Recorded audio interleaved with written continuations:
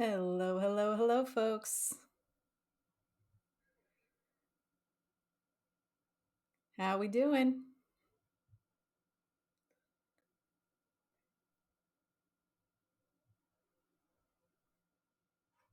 Oops, I forgot to start my timer.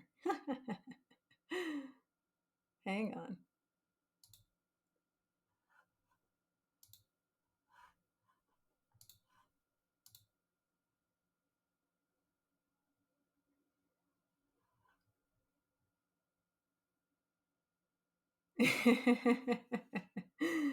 So much green, I know. Right? How's my audio? Am I too quiet?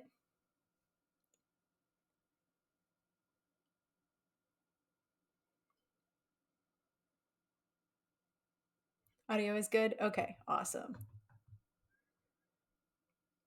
Yeah, you early birds get to be my, test subjects for testing my levels because I switched back to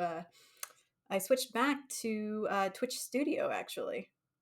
So OBS is in the doghouse right now for me. So we're back to Twitch Studio. I got it working. I was so excited. I was able to get Twitch Studio working because I originally switched away from it because I couldn't get it to work with my new monitor. And it wasn't a resolution problem. It wasn't a problem with the monitor itself. Can anybody guess what the problem might have been? Why would Twitch Studio not recognize my shiny new monitor? Any guesses? Early birds chilling with the relaxing green. Yes. You need an update? No. It's nobody might get it. I'm just curious if anybody groks it.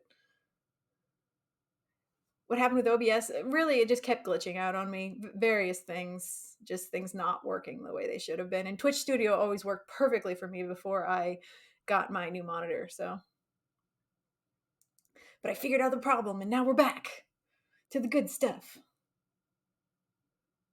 Hey, Fidacia. Wrong output? No. Once the timer counts down, I'll tell you. If nobody gets it before then. I'm glad you all like the new emotes, by the way.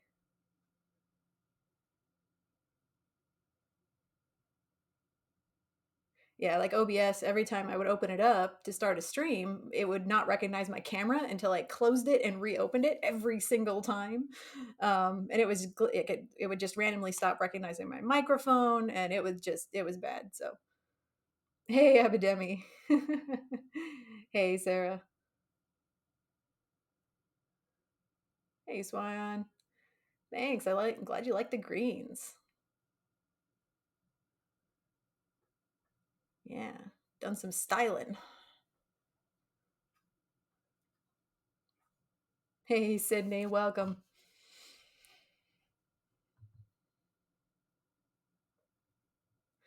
All right. Well, the timer has counted down.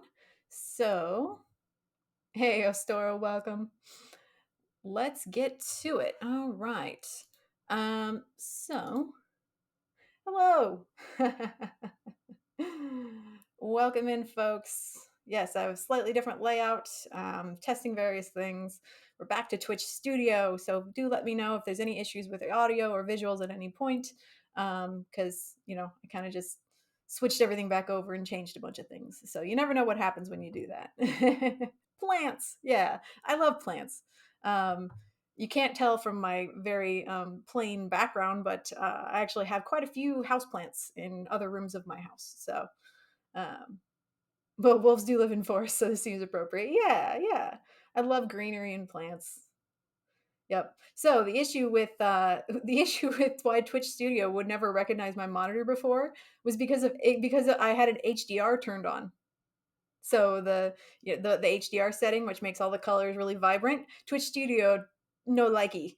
It would not recognize my monitor, and as soon as I turned HDR off, works just fine. So that's fine with me. I'll just leave it off whenever I'm streaming. So it's so weird. I know it just doesn't like HDR. Twitch Studio is like, nope, not doing this.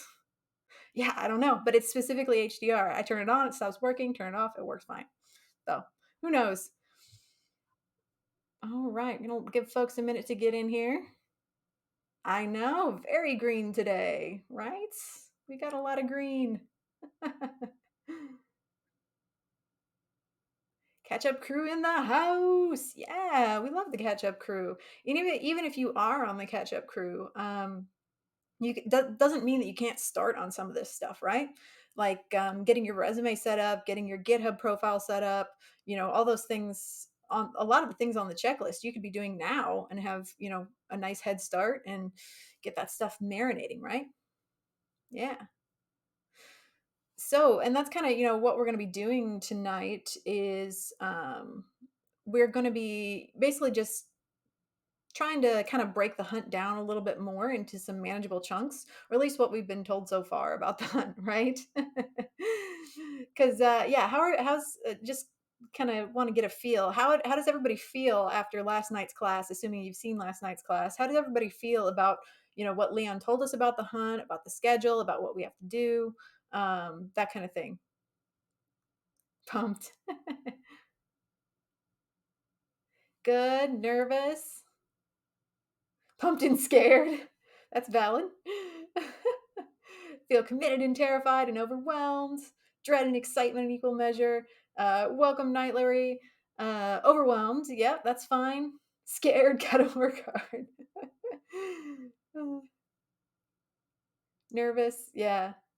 Yeah, Madeline, we have some solid dates now, and that probably feels kind of nice. Yeah. Brain is already breaking. Hey, Gigi Maribel. Networking has me stressed. Yeah. Hazel J. Yeah, that's right. You were waiting on an offer, weren't you? I've got my fingers crossed for you. Stressed and pumped. I love the juxtaposition. Yeah.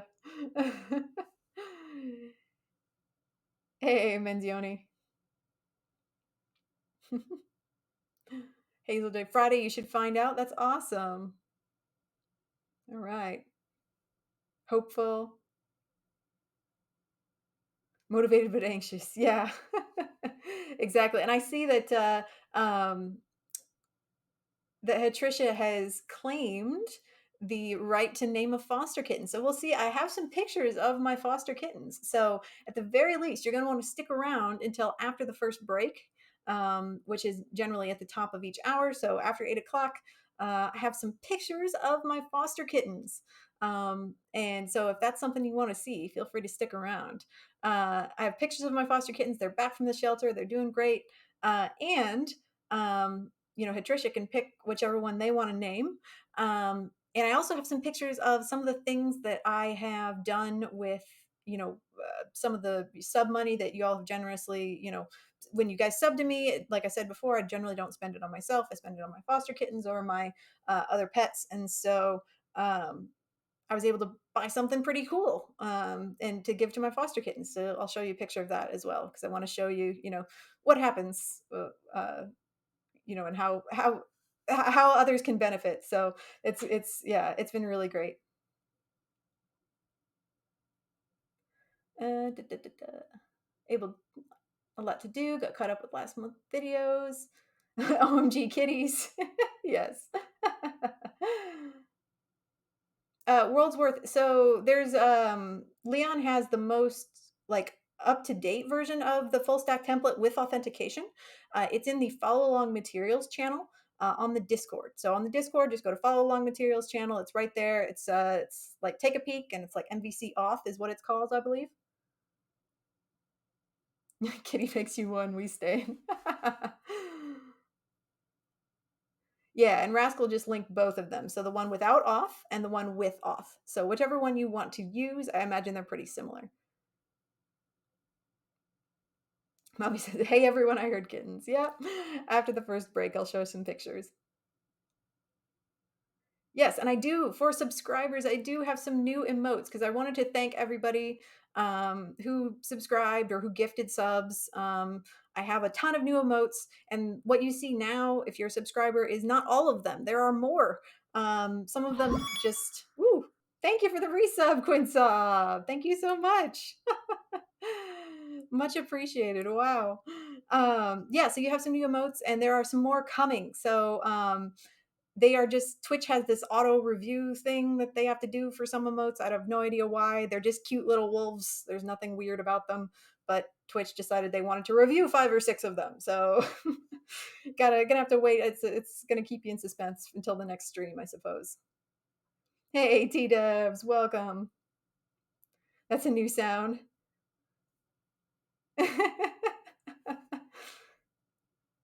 Hey peeps. Yeah, hi piece of shoot. Hey goofer.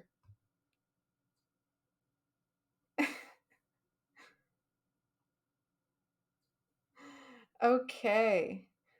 So let's go ahead and get started. We've got a good group in here now. So as I mentioned earlier, we had a bunch more people join, so I'll just say it again. So tonight we're going to kind of try to break the hunt down a little bit because what we got last night from Leon was a lot of information, right? It was a lot of stuff all at once. And it was like a fire hose, right? And so I know that, it might seem like, well, what do I even do here? Like, there's so much. There's a group project, there's the hit list, there's interviews, there's a checklist, and I got to do a resume and all this stuff. And for some folks, myself included, it can sometimes feel like we don't even know, how to get started when a task is presented to us as being so huge and so, such a long project. So we're going to break it down a little bit tonight and focus on the things that are due now, do this week, and how do we get started? Because sometimes just getting started is the hardest part, right? Leon talked a little bit about activation energy in one of his recent streams, and I think that I think a lot of us probably have that problem where we don't have the energy to just get the ball rolling, and so that's what I'm going to try to help with tonight. All right. Hey, Frazee. It's been a good evening so far. A lot of deadlines, yeah. Wolves are expert hunters.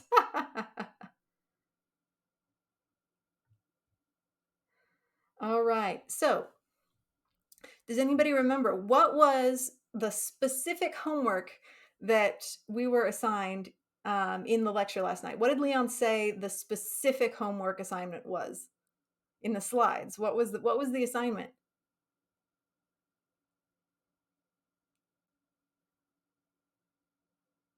A lot of folks are saying strings. Yes, and that's part of it. Absolutely. But let's go to the slides and let's look and see exactly what the assignment was. Yeah, folks are y'all are giving really great answers. But let's just take a look. The specific assignment was start. Start, right? Just get started. Yep. So the homework officially was just start, but we're going to break it down a little bit and see like, okay, what are we supposed to start? I was paralyzed after yesterday's class. Yeah, Alexi, welcome to the stream. Coffee chat. Yep, absolutely. So, the disparity of different answers here, kind of shows that we might be feeling a little bit overwhelmed, right?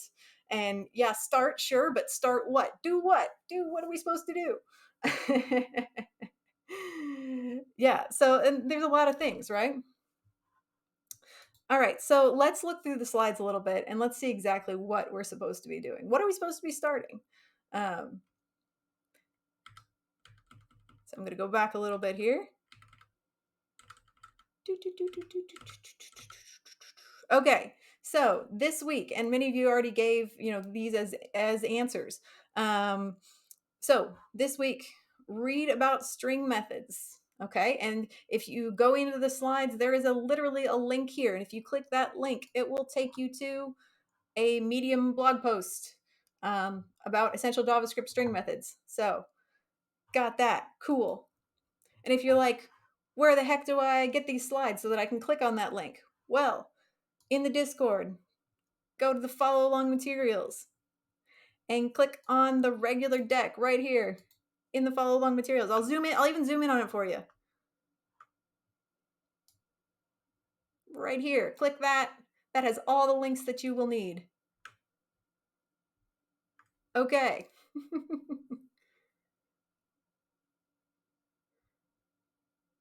Oh, I thought he said curl up and take a nap.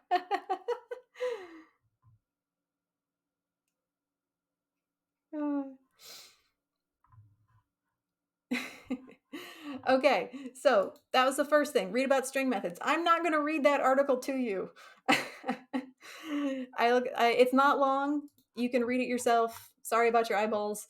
Yeah, it's really not long. Definitely read it yourself and add those items to an interview Anki. Now, the next thing that we were assigned to do was do 5 code wars, right? 5 code wars. That seems manageable. Or curl up in a ball and cry. Yeah, that's another alternative. But what we're going to do is break this bad boy down so we can actually tackle it, right? So, and I think the important thing right now is, I know like, look, there was a lot of slides in here, right? There's a lot of things that we were told to do. But in order to do those things, you have to get started and actually start doing them, right? So you got to start somewhere. So this is the right place to start. Is right on this slide right here. What do we need to do for this week to be successful? And these are the things that we need to do. Swan says, I actually did a decent amount of work this morning, then got overwhelmed and literally did take a nap. Hey, naps are fine. I generally recommend taking a nap for about 20 minutes if you're going to nap, because that's like the sweet spot where you still get some rest and you feel better when you wake up, but you don't feel like you've time traveled and get all disoriented and stuff after your nap. So 20 minutes, golden amount of time, perfect nap time. Now, the one thing about these string methods, add them to an interview Anki. There are plenty of other people out there that have already made Anki decks with this stuff in it, right? People are gonna, say, "Oh, I already did it. Just look at mine," or "Oh, take my answers." Or people might, you might say, "Oh, just use my answers," or something like that. But just like with the MVC lecture, the best way to learn it is just to do it yourself. I can't, I can't police that for you. But the best way to do it is to make your own in your own words. It's really not that much extra work, and you're gonna learn it much better if you do it yourself. So, just my recommendation. I'm not your mom. Do whatever you want. Just my suggestion. I remember naps. Oh, sip coffee before the 20-minute nap. Okay, so that it doesn't kick in until after you wake up. Aha, I like that. Pro tip.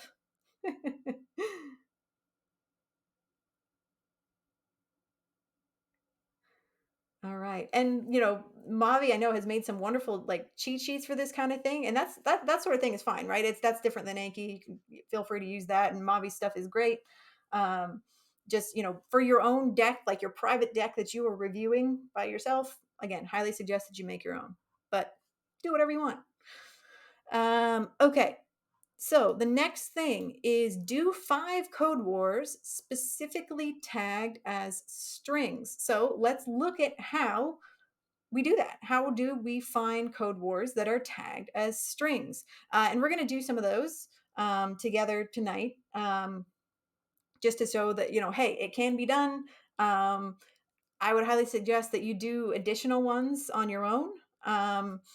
Just again, for that learning experience, but we're going to do some together, just kind of talk through them, maybe do a little, you know, prep, talking through parameters, results, examples and pseudocode just to get these done. But a lot of them are regex, but that's the thing. You don't have to use regex.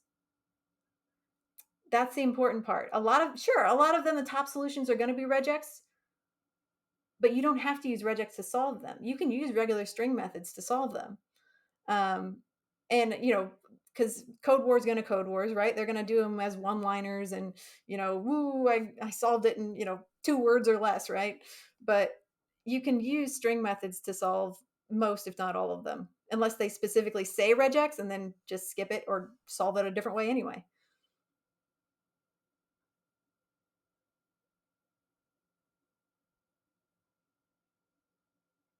Yeah, cheat sheets for Code Wars. So when I did the all the 8 Qs Code Wars, I basically just had the what was it? Uh, which site was it? JavaScript.io or something like that. I had that one, that array methods page just pulled up in my browser like the entire time. Just kept referencing it over and over again. Um, Piece of Sheet says, I'm cool with that part of the assignment. It's a social component that's a bit stringent for me, but I want to be part of Hunttober. Yeah, so we're gonna, if we have time tonight, we're gonna do some Code Wars first, and then we're gonna look at some other things that we have to do. So let's just kind of let's see what's next here. So what else do we need to do? Well, the checklist. We talked about the checklist. Um, and so we're going to talk through that as well. What do you need for that? I mean, I'm not going to do it for you, but we'll talk through it. Um, and then let's see, this stuff, don't worry about this stuff. Just ignore it for now. There's a lot of things here, but they're far out, right? They're far out. We don't want to, let's not think about them yet. Let's just focus on what's due now. And so, we have this networking stuff. I can't really help you with that. But the other thing, that's always on the horizon is Banky, right? Banky, starting to fill out Banky, starting with those questions, just getting that repetition in on your Banky, filling it out, practicing the answers and that kind of thing. You're going to want to start on that now. So I'm hoping that we have time tonight to do a little Banky and maybe focus on some behavioral questions. Do people use regex in interviews? I would probably guess not. It's so easily Googleable, right?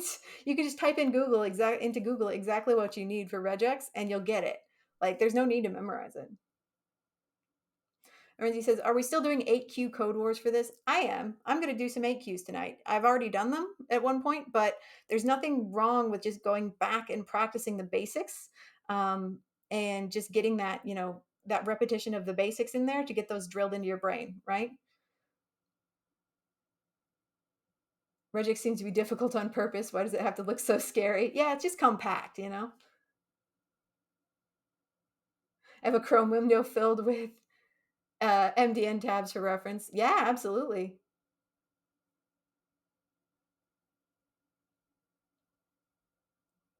I've already added 50% of it to my Notion.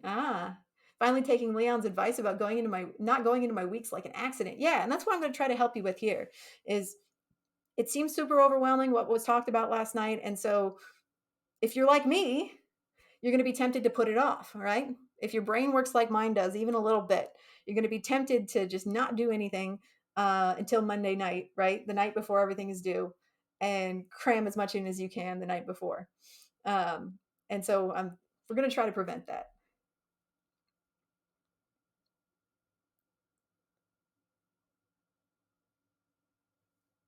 So it's okay if some of them are ones we've done before. Well, we're gonna do some of the ones I've done before tonight because like some of you are saying, oh, I'm doing 6 Qs, I'm doing 4 Qs, I'm doing 2 Qs. That's awesome. But the goal here is to just practice string methods. There was nothing to say, do a 4Q, right? So the goal here is to practice string methods. And so what we're going to do is we're going to go to Code Wars. We're going to search for that string tag, pick some 8Qs, and do the ones that are flagged as the hardest of the 8Qs string methods. That's the goal. And some folks might be on 5Qs or 6Qs or 4Qs, but a lot of people aren't, right? Some people may not have been doing any Code Wars because maybe they're new or maybe they just kind of fell off the wagon a little bit. And so we're going to try to pick those folks back up, put them on the wagon, and get them going, right? That's the goal. One public says, is it still possible to upload the lecture about MVC? I would assume so. Just go to the follow along materials and click on the Google form and see if you can submit it.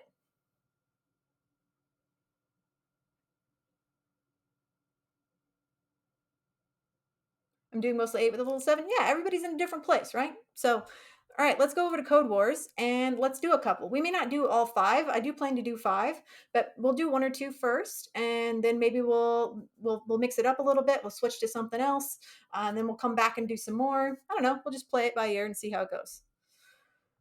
Okay.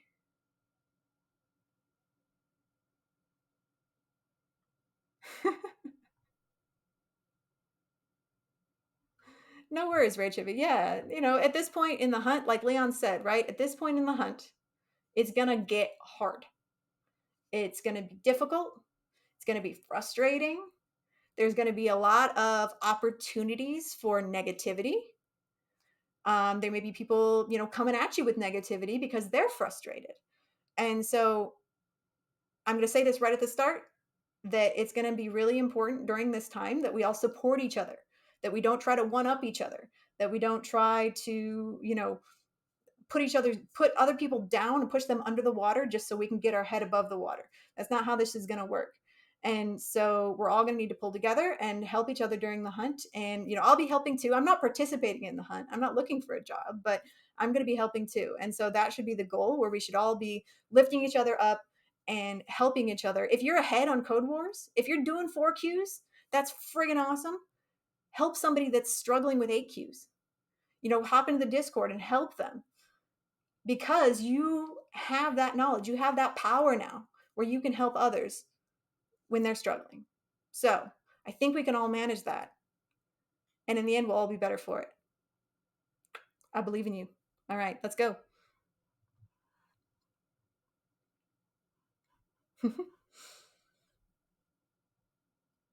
Okay, so how do we do what was asked of us? How do we find code words that are tagged as strings? So let's do that. So you can do it later on. Yoda says, mine will question, were you part of the last cohort? No, I'm actually participating in this cohort. However, I am employed as a developer already. I joined the cohort so I could learn so I could learn web development, really. And so, yeah, I've been enjoying it so far, and I'm sure I'll continue enjoying it. All right. So on the home page, instead of just clicking start like you normally might, if you want to search for a specific tag, you can go over here on the left menu. You're going to go to practice. This is really what you should be doing. Going over to practice, and we're going to filter by 8 Qs. And what we're going to do, so normally, if I was just starting out in Code Wars, or let's say I was starting out with like 6 Qs or something tougher, I would search by most completed, because those are going to be the ones that make the most sense, that the most people have been able to finish. And so if you're starting a new Q level, if you want to start a new Q level, you don't have to. But if you want to start a new Q level, I would search by most completed, or popularity might be a good one as well. But yeah, most completed ones are generally pretty good because they're literally the ones that the most people have done. But that's not what we're doing tonight. Tonight, we're going to stick with 8 Qs, and we were specifically told to practice ones related to strings, right?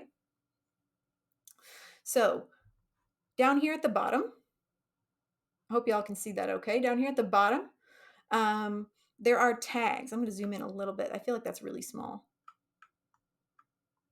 Hope you can see that better now. So down here at the very bottom, we can search by specific tags that tell us what the problem is about. And so in this case, we're going to search for strings only. All right.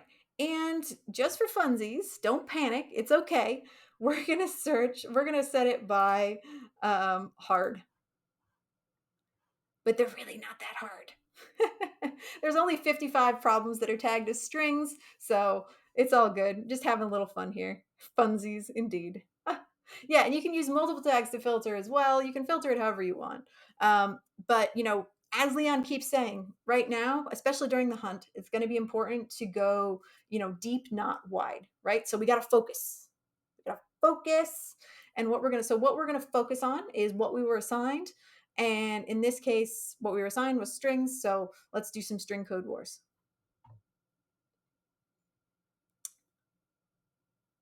Swan says, just want to say one reason I love your stream is because it feels like we just got together at the library for study group. Oh man.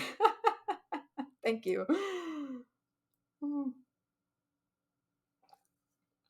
Yep. Okay. So let's go. And now I might need to make the chat box a little smaller. We'll see. We'll see how much of the window this blocks, but just your normal 120 folks in the library. Yeah. Absolutely. Okay, so let's look at this one, and we're not even going to read it. We're just going to go straight in and do it. All right, so I guess that doesn't block the test cases too bad. Wonder. Okay, well, anyway, let's try it. String wars. Yeah. Okay, so what is this one? All of the animals are having a feast. Each animal is bringing one dish. There is just one rule. The dish must start and end with the same letters as the animal's name. Now, you may have done this one before, right? You may have done this one before, but it's always good to practice and remember, okay, how did I solve this in the past, right? If you've done it before. The dish must start and end with the same letters as the animal's name. For example, the great blue heron is bringing garlic naan, and the chickadee is bringing chocolate cake. Write a function feast, okay, that takes the animal's name and dish as arguments and returns true or false to indicate whether the beast is allowed to bring the dish to the feast. Okay, so returning true or false. Cool. Assume that beast and dish are always lowercase strings and that each has at least 2 letters. Beast and dish may contain hyphens and spaces, but these will not appear at the beginning or the end of the string. They will not contain numerals. All right. So I'm going to grab this, and normally how I solve Code Wars is I just go straight to VS Code. I ain't messing around in this, online editor space. I'm going to VS Code. So that's what we're going to do. All right, look at all this feast. And we'll make this big. Paste that in. Let's see. Oops. Sorry.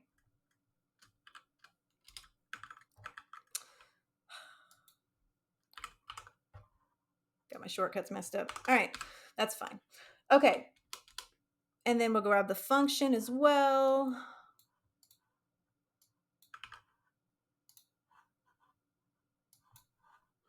Drop that in there. Okay, your function here. Perfect. Okay, so we're going to take this a little bit slow. And if you've done this before, you might just be like, dying to solve it, right? But let's think about this in the way that we might solve it if we were presented with this particular question in an interview, right? So in an interview, we wouldn't just be like, boop, solution. I know this. I'm so smart, right? You're going to try to solve it using a constructive method of some sort. In this case, we're going to do it with prep. There's different ways you could do it, but I think prep works really well in a lot of different situations. So let's think about this in terms of prep method.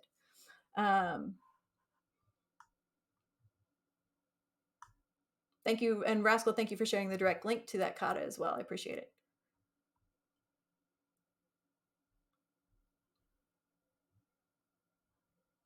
It's so cute.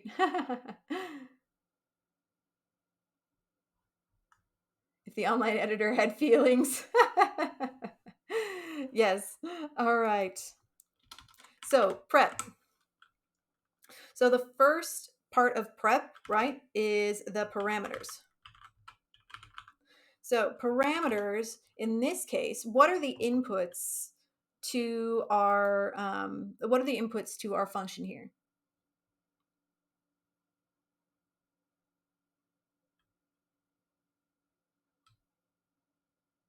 What do we consider our inputs? Out of all this text here, what are we taking in?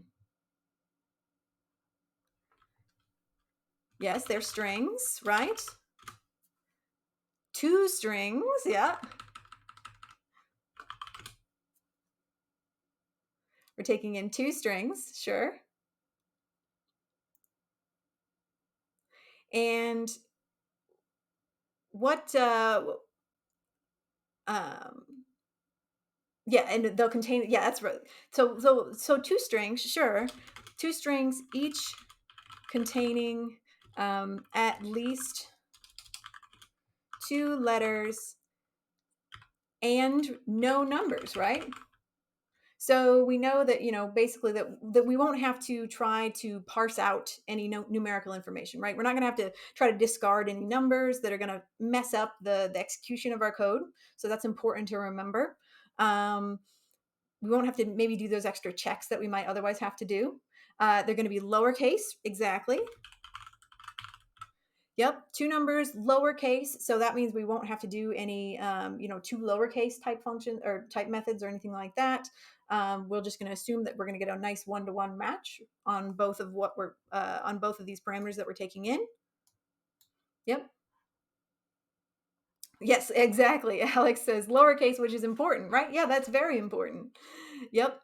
And anything else we want to say about this? Oh, Excultum, thank you so much for the Prime sub. Spend Jeff Bezos' money to stop him from getting to space so quickly. By spending that Prime sub, I believe you've probably delayed Jeff by at least a few seconds, which is a win. Good job. They all start and end with letters. Yep. So no numbers, lowercase, no. So no special characters at start or end. So we won't have to deal with spaces at the start or the end, right?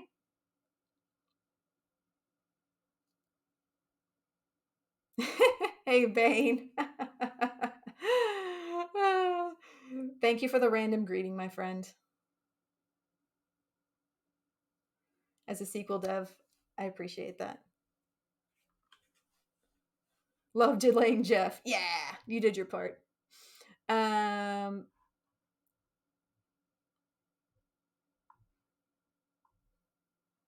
Let's see. Okay, so anything else you want to say about what we're taking in, the parameters that we're taking in? If not, we can go ahead to the results.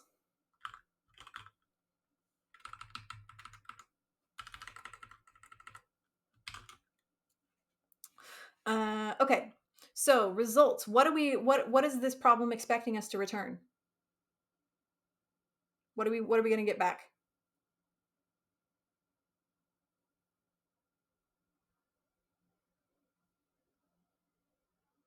A Boolean? Yep. Now, for those who may be new, who maybe aren't as familiar, who maybe in the catch-up crew, who maybe aren't as familiar with coding terms yet, what do we mean by when we say Boolean? A lean ghost. True or false? Exactly. If you hear the word Boolean mentioned, if you are new to coding and you hear the word Boolean mentioned, that means true or false. 1 or 0, could be either. A truthy or falsy, yeah. Exactly. All right, perfect. So that's all they want back, So what this gives us already, what this tells us, the fact that they only want true or false back tells us that we really don't have to do any extra formatting on our answer, and we could probably use some kind of, like conditional statement of some kind to deliver this answer. So that helps. All right. And then some examples. So we have some examples that were given to us in the function itself down here in the testing. So when I'm doing Code Wars, I really just like to just grab the test cases. So a couple of trues here. I'm just going to grab all these. And then I just run these test cases through once I finish. So examples. Oops. Man, I cannot spell. Examples. All right, there we go. Okay, so the things they've given us are here. We can run those through when we're done just to make sure that we have done things properly. Turner it up. Yes, that's definitely fun. That's definitely something we could do. Okay, and then so some pseudocode. So let's just kind of talk about in pseudocode terms, now that we know the inputs, we know the inputs, we know the outputs, we know some examples of the results they're hoping to get. Talking about this in pseudocode terms. Okay, so going back up to the problem, animals are bringing dishes. The dish must start and end with the same letters as the animal's name. So if the great blue heron is bringing garlic naan, chickadee is bringing chocolate cake. Because we have C and E.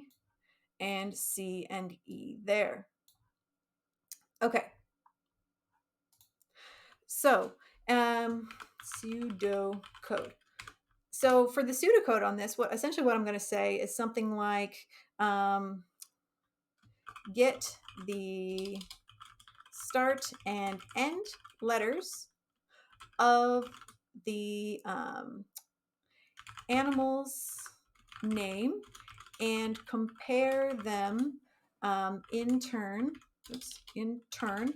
to the start and end letters of the dish they are bringing.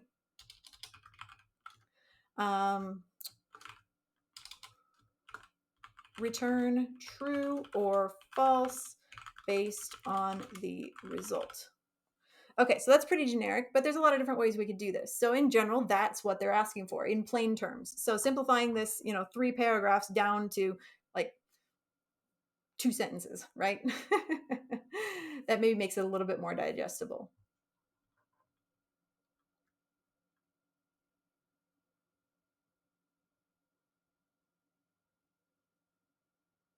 I don't get the example. Did you get it from the test? Yeah. So when I'm doing Code Wars, I always look at the test cases down here in the bottom corner. I know that's kind of behind the chat box, but in any Code Wars window that you have open, if it's a good question, there's going to be some test cases, and I always look at those because they may not the question may not do a good job of explaining what it wants, but the test cases will, right? They're going to show you exactly the types of things that are going to be put in to your solution and then what they want out of it. The tests know best. Exactly. I 100% look at those first thing after reading the question. I'm looking at the test cases and seeing what they actually want.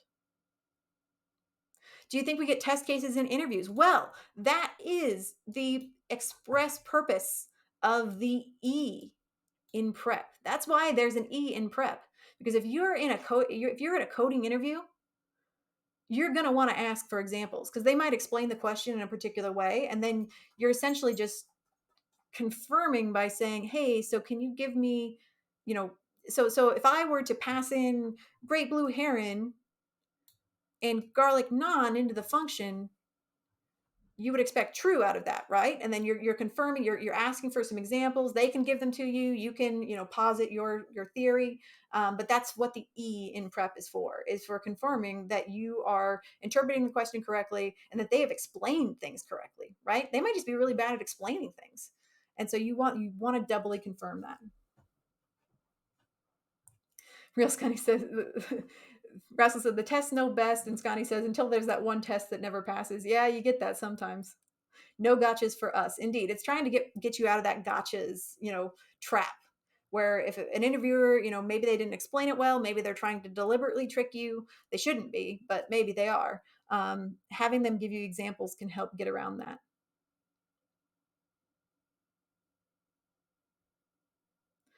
Nubish, so we should also use our test case for our example. I'm not quite sure what you're saying there. I mean, if you have a test case, you could say, like, if you're in a coding interview and you thought of a test case, then yeah, say like, so hey, interviewer, so let's say, if I pass great blue heron and garlic naan into this function, you would expect a true to come back, right? And they say, yeah, that's right, you got it. And you're like, okay, cool. I'm assuming that's kind of what you're going for there, Nubish.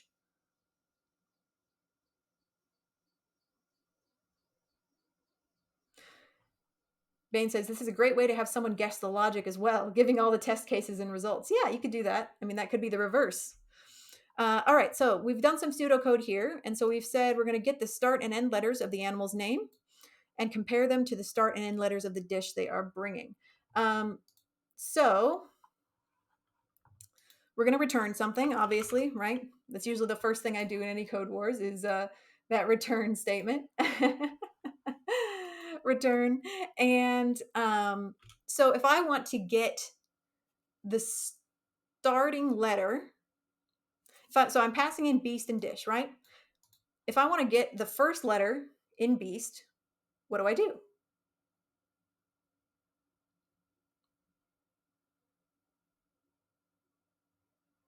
Yeah, Probably the easiest way to do that is just treating it kind of like an array and saying beast 0. Beast 0. Okay. And then I'm comparing it to the start and end letters of the dish they're bringing. So the first comparison I'm going to go ahead and do is beast to dish. Okay. And I could do this, I could wrap this in an if statement, right? I could say, if, you know, beast, so we could do it like this. We could do if beast 0 equals dish 0. Um, so let's do it the long way first, and then let's do it the long way first, and then we'll simplify it a little bit. Yeah, you could do starts with as well. Yep. And you could do slice. Yeah, some great suggestions there. Um, and then all right, so beast 0, dish 0. And but I don't want to just, that's not the only thing I want to compare, right? I also want to compare the last letter in each one. So if I want to do a comparison of both things, both the first letter and the last letter, how can I do that when we're talking about, uh, true or false results? Yeah, and, right? That's a shorthand for saying both of these things have to be true, right? Okay, so this and, all right, now obviously I want to do another comparison with beast. So how do I get the last letter in beast? This one's a little harder. Hey, Cha Jamie, welcome. Right, yeah, so something to do with a -1, right? Exactly. Something to do with a -1. And there's a couple different ways we could do it. So yeah, we could do beast dot slice. Let's try that actually. Let's try that. Let's not do them. Let's not do both comparisons the same way. Let's test two different comparisons in the same problem to show a couple of different ways that we could do it. All right. So beast slice -1 um, equals. Actually, I'm going to get rid of this so it's not dim. Let's get rid of that error. There we go. Okay. Beast slice -1 equals. And then we could also do dish. Let's see. Dish is dish dot length. Yeah. Dish dot length. Dish dot length -1. Okay. So we've demonstrated a couple different ways to get the same thing, right? All of these string methods are essentially going to do the same thing theoretically. We're going to test it and make sure, but I'm pretty sure all these will work just the way we expect. So both of these get the first letter in each of the two things that we're passing in.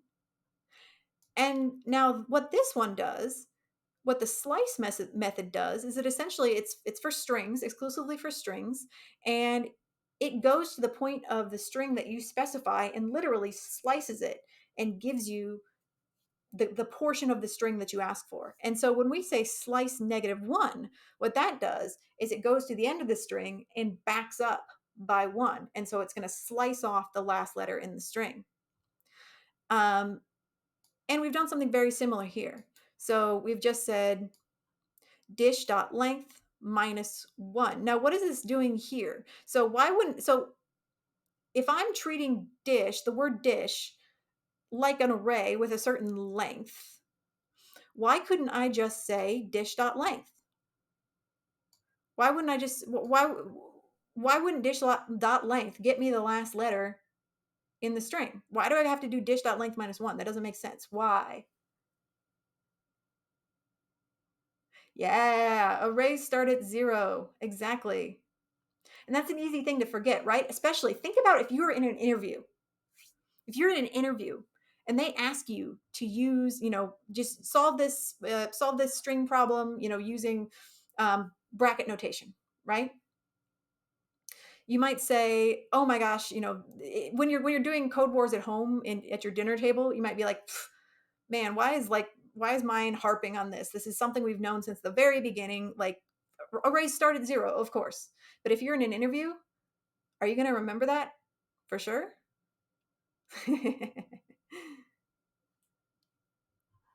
Yes. And so first car starts at 0, but length counts from 1. Exactly. Your brain does weird things in interviews. So that's why we're taking this slow. You've probably solved this problem before. We're taking it slow. We're talking through it. We're reminding ourselves exactly why we're doing the things that we're doing, right?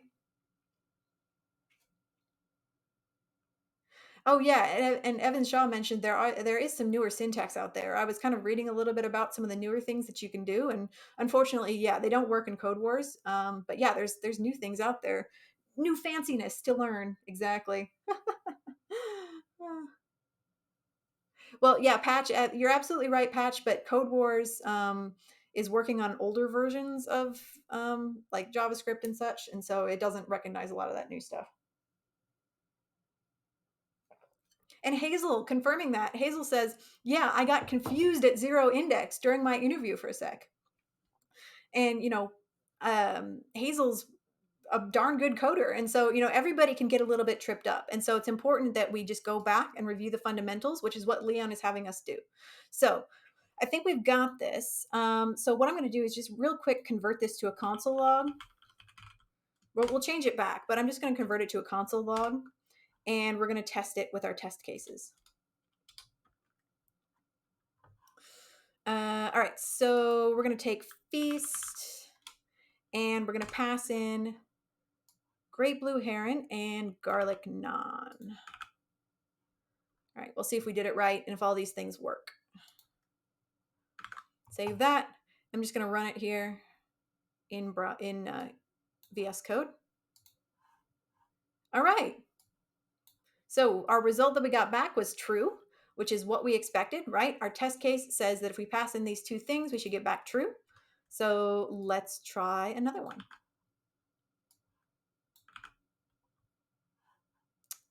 All right, save, run that, and true. And Nero redeemed. You forgot the comments again. I feel like I've got nothing but comments on this one. And first try, yes. Well, we haven't done the third one yet, so let's just confirm. All right, and go. All right, so this one we got false because brown bear, B and R, does not equate to B and W. So we were expecting to get false on that one, so that seems right.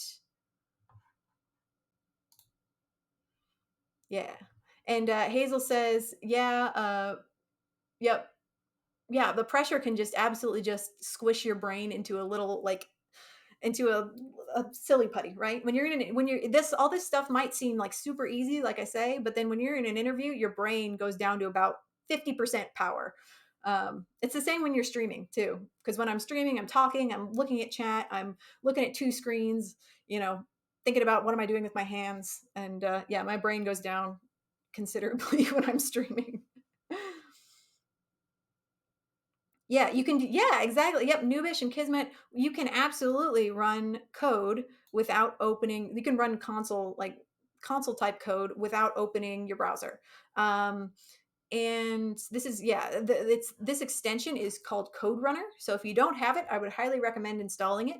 Um, just install it from your extensions here on the left, install Code Runner, and you can do Code Wars in VS Code without worrying about having to do it in your browser. So it's one of my favorite plugins for VS Code.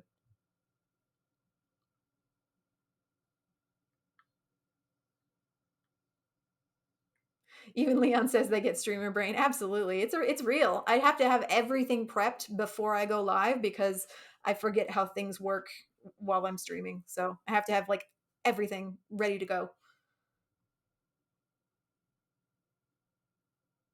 Yeah, JS prefers a browser, right? Because it's very centered on web development. But there's nothing wrong with running code, directly in VS Code. That's perfectly fine. It's not really a debugger. No, it just lets you just run, it lets you run console logs and stuff and other terminal based things, or console based things directly here in VS Code. I have it now, but don't see an output. Just make sure that you're actually console logging rather than saying like return, because that's not going to give you anything in the console. Hi, Twitch. My name is Oga. Yeah. Oh, gotta hydrate there. All right. Mhm. Okay, so I think we got this one handled. So I'm going to change this back to a return. Don't forget to do that. If you're testing your code in VS Code, don't forget to change it back to a return. I've done that so many times where I've written something out, I tested it, it works. I try to run it in Code Wars, and Code Wars is like, nope. And it's because I forgot to change my console log back to a return. So I'm going to go ahead and copy this, and we're going to try it out. See if we did it correctly. Oh, last thing before we go. So, why does this statement work? Why don't I have to say, if such and such, if this whole nonsense is true, then return true, else return false? Like, why does this work? Why can I just say, yeah, why am I able to just say return whatever? Hey, Mighty Sandwich. Yeah, exactly. Because comparisons that's what they do. They return by default, they return Booleans, right? Yeah, it evaluates the true or false. Exactly. That's by default. When you're doing comparisons like this, what you're going to get back is true or false. Exactly. So that's all that the problem asks for. So we don't have to wrap this in anything. We don't have to wrap it in an if statement, because that's all the problem is asking for. So if we were to walk through this, what this if we passed in that first statement of the great blue heron and the garlic naan, this first comparison would evaluate to true. So we'd end up with true. And then this second one would also evaluate to true. And so then we'd end up with true and true. And then that would itself evaluate to true and return. So that's how that works. Just if you didn't know. All right. Gonna grab this and let's test it.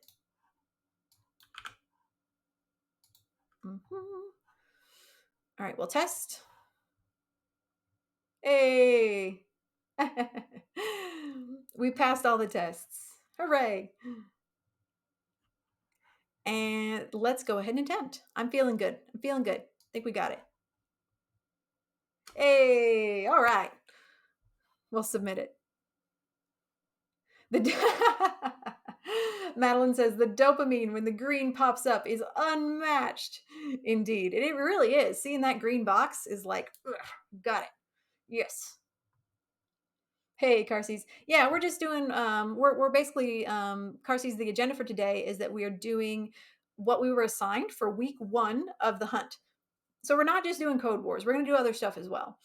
In fact, I think when we get back from the break, after we look at pictures of adorable kittens, we're probably going to switch gears and look at just take a quick look at the checklist, and then we'll go back and we'll do another Code Wars, and then we're going to kind of like mix it up a little bit, keep things interesting. So, all right. So we'll submit this. I didn't get any points for it because I've already done it at one point. But if you are doing Code Wars, don't forget to rate your katas, because you get an extra point for that. So, oh, and Rascal has shared a nice link there. Found a super cool code visualization site that steps through the code token by token, showing what each little thing evaluates to. That's awesome. I'll take a look at that over the break. Siri says test cases in VS Code are correct, but Code Wars doesn't like my function. And you can always go back and rate katas that you've done already. So you didn't miss out on those points. You could go back and rate them now if you wanted to. Just just find the kata and click on it and click solutions, and then just rate it there. So you're good. So if you're having trouble with this, whoops, I guess I can't get back to it. If you're having trouble with just look for typos. So Sirius, did you change your console log back to a return? If you console logged it, make sure that you've changed that from a console log back to return. Yeah. Okay, so let's see. It's about time for a break. So I think we're going to go ahead and take a break, but let's look at what we're going to look at when we get back. So we're down to 4 now, right?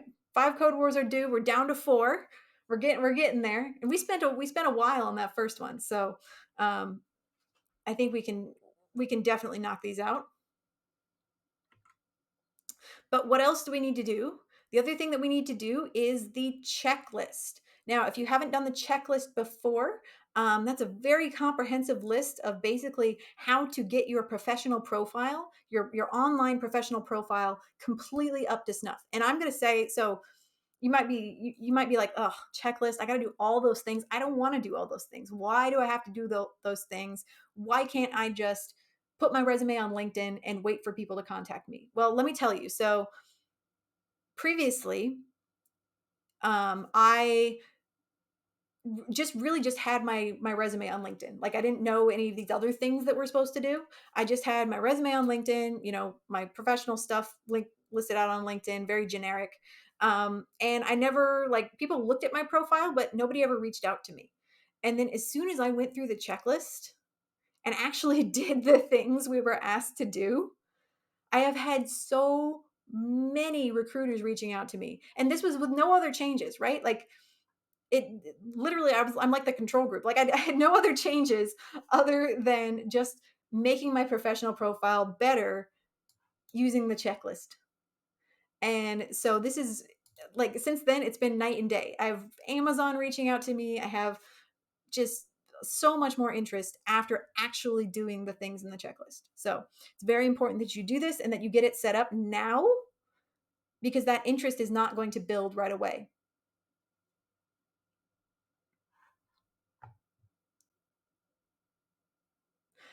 Ray Anthony, the name of the extension for VS Code, so you can run stuff in VS Code, is called Code Runner.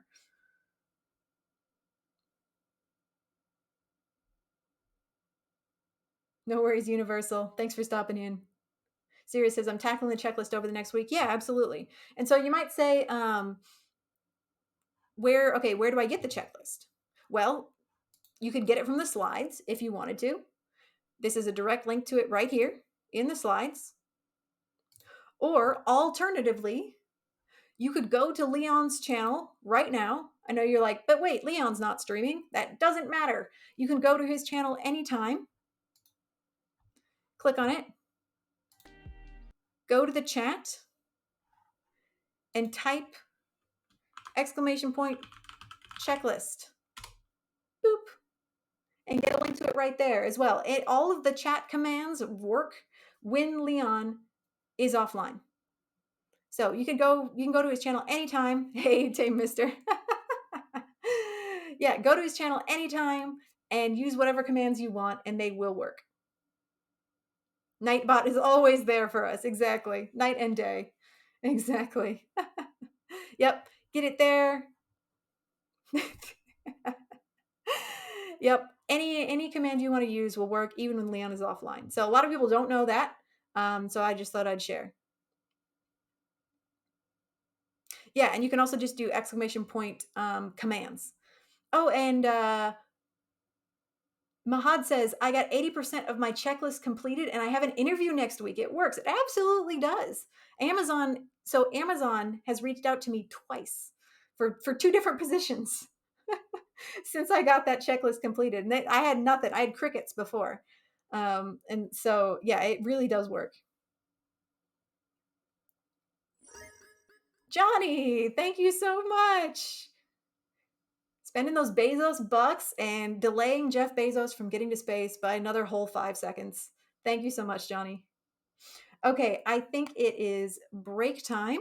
So with all that good news, we got a Prime sub, we got people getting interviews, we're learning how to use Nightbot.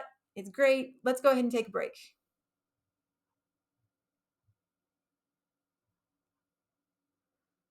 All right. So 5-minute timer. The Google timer is back, baby. Let's reset that bad boy, start it, and I will see you all back here in 5 minutes for kitten pictures. First off, kitten pictures, and Patricia gets to pick a name if they would like to do so, or they can wait. It's up to them.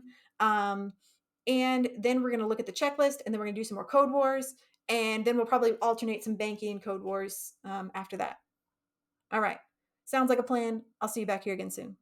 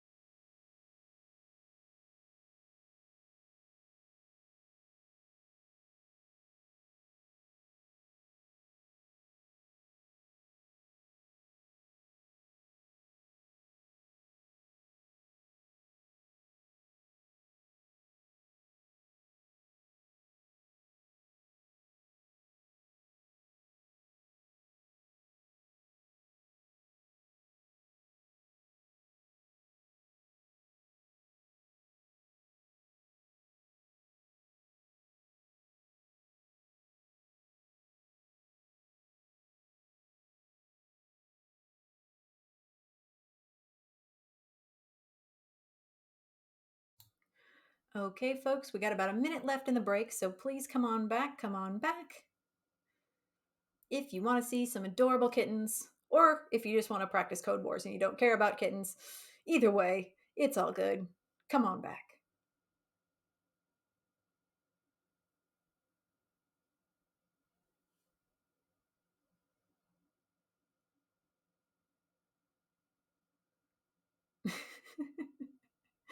So many people here for the kittens.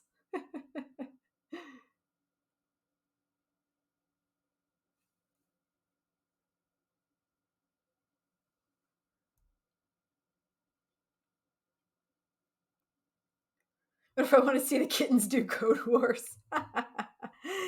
Wow, that would take a lot of channel points, I gotta say.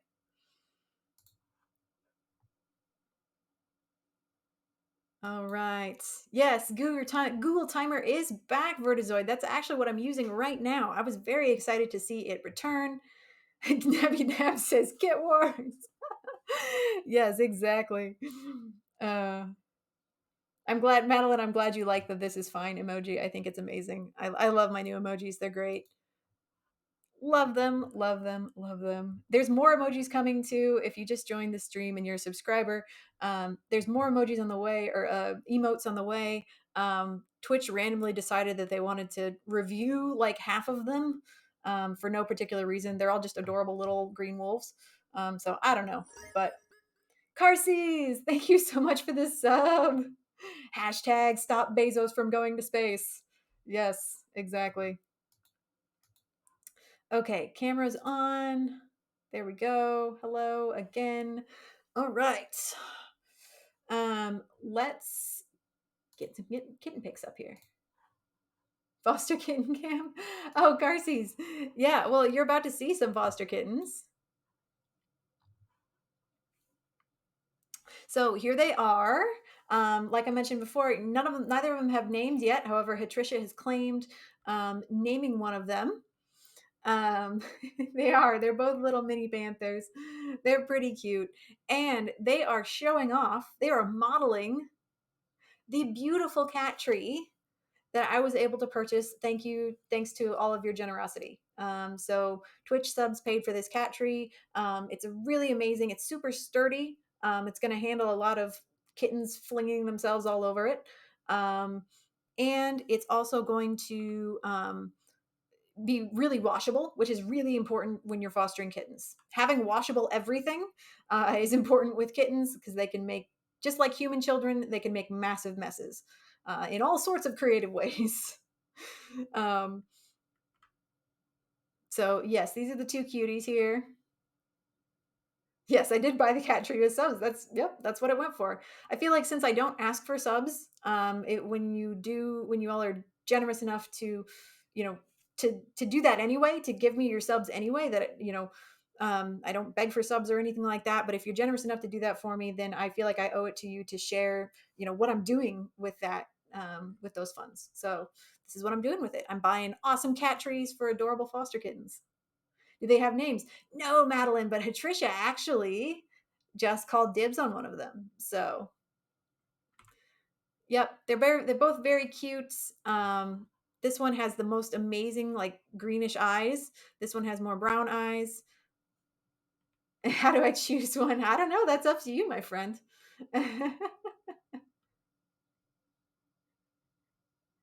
The one looking up looks so much like my 17-year-old sushi baby girl. Oh, except she has green eyes and quite some white hairs now. Yeah, they're pretty cute. And this is another thing I bought with sub money. It's a little play tunnel, and they absolutely love it. Um, Here's one of them going nuts. Just playing with the tunnel itself, not even with any toys, just playing with the tunnel. So there we go. That's both of them playing with it there.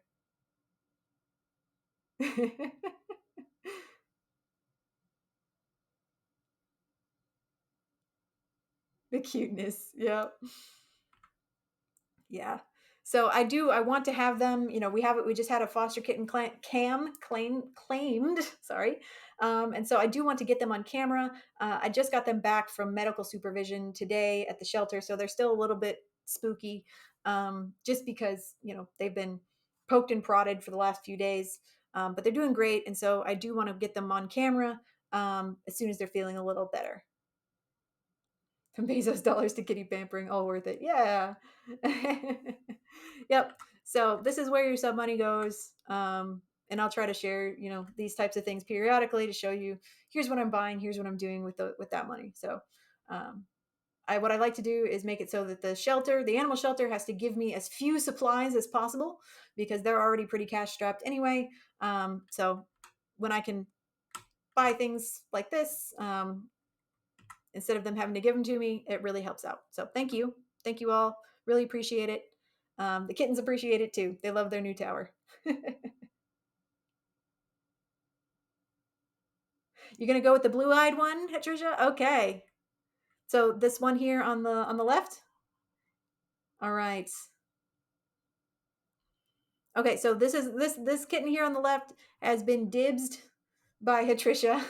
It's the one that they want to name. And the one on the right will still need a name, so anybody is welcome to claim that at any point. All right, I'll stretch for you there. All right.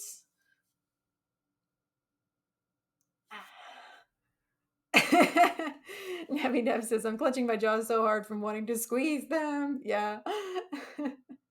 Well, the one on the right is more likely to let you do that. The one on the left is more like, I will let you touch me, but I'm only tolerating you. So hopefully they'll get more friendly as they go.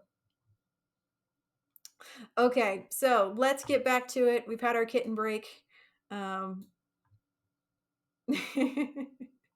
we've had our kitten break, but let's get back to work. Okay. So, like we mentioned prior to the break, the next thing we're going to look at here is just kind of a quick review of the checklist. So, I showed you two different ways to get to the checklist. One of them was via Leon's channel and using Nightbot, which you can use when Leon is offline. So, exclamation point checklist in chat. In Leon's chat, if you would like to get it there, or in the slides themselves, you can click on checklist, which I'm going to do now, and open it up from there. And so what I did when I was looking at this was I just kind of created my own copy. So I just did like a make a copy. So file, make a copy. I'll make this a little bigger. You can just do file and make a copy, and you'll have your own personal copy that you can actually check off, which will save it in your Google Drive versus, you don't have to request edit access to Leon's.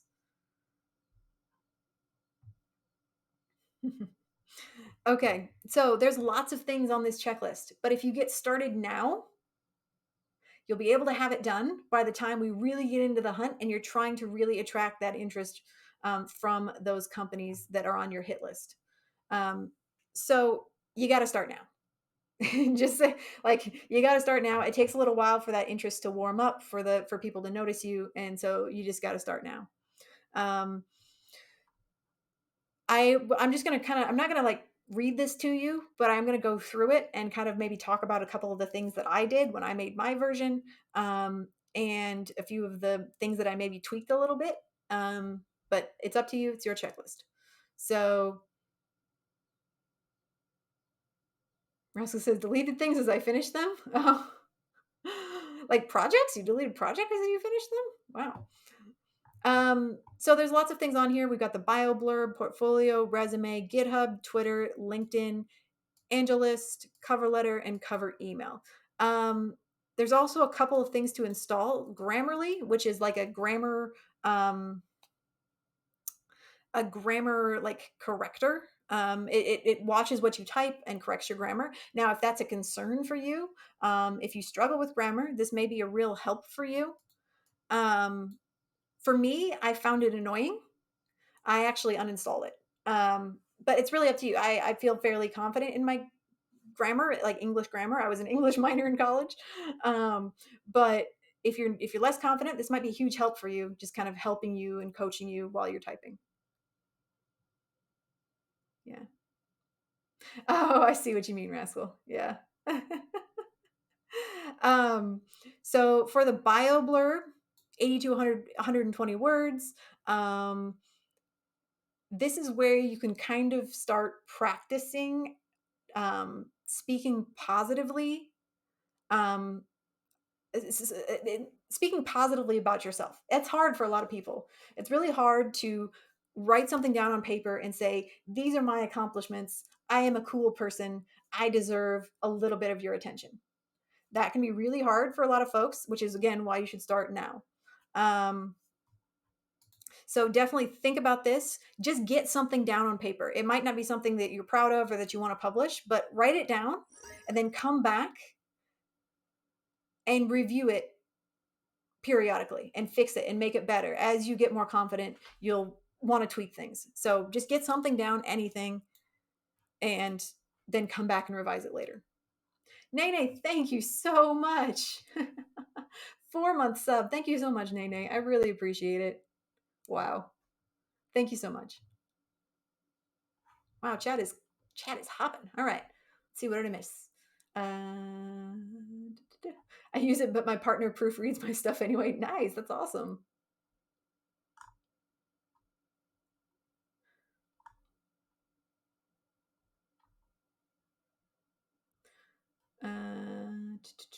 I want to finish a couple more projects in order to populate the portfolio and not post an empty portfolio. So I have to kind of rush and get something pretty and ready. And then with the portfolio, move on to actually strutting around showing off my LinkedIn. It's a chicken and egg situation. Yeah, it doesn't necessarily have to be. So you can still do some of the things like setting up your LinkedIn. You can still do most of it and just not link to your portfolio right away. Because you still want the algorithm, you still want Google and all those bots out there to start picking up what you're putting down, even if you don't have literally everything done. So I would still get started on that. If you haven't started on yet, just do as much as you can and then leave off the portfolio part if you're not ready to publish that yet. And so that section here, the portfolio, should just be a simple site. I'm going to go back and like totally revamp mine because I did do this in time for April. Um, I did this back in April when we first turned this stuff in, and I want to completely redo it now. I haven't really touched it since then. My bad, but I'm gonna go back and put some of my paid work on there, put some class assignments on there, passion projects, stuff like that. Just get it filled out with more real stuff rather than just templates like skeletons of things that don't really exist. Oh, sorry. Yeah, Buffer. I haven't really used Buffer yet, so I can't like give you a tutorial on how to use it. But yeah, it's like a social media scheduling, posting type tool. So I imagine we'll get into that. Leon will probably teach us how to use it strategically. Um, I don't really know anything about it. I haven't tried it yet. I schedule my own tweets. My tweets, I schedule my tweets about my schedule for my stream schedule. Yeah, it schedules all the way down.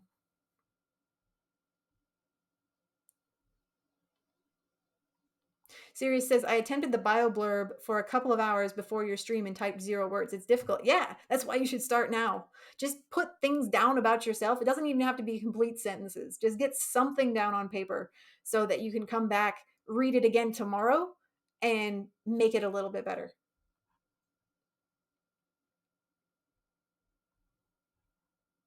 I don't like my portfolio site, but it exists. Yeah, that's about how mine is. I'm not super fond of it, but it's there. The CSS styling doesn't displease me. The inner workings, look how far I've come. Yeah. You get to go back, and that's what I'm going to do. You get to go back and revisit that and up your skills. I'm the best button maker in town. That's right. Own that. Own that. You are a good button maker. Okay, so we need a portfolio, and it should have most, if not all, of these elements. Live portfolio, about me, contact information, examples of your code, style sheets, making sure you don't have any SSL warning. All right, so the resume, the classic, that's the next thing on here.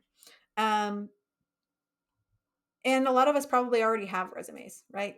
But maybe yours isn't properly geared toward the job that you're seeking right now, software engineering. So you're going to probably have to revise it.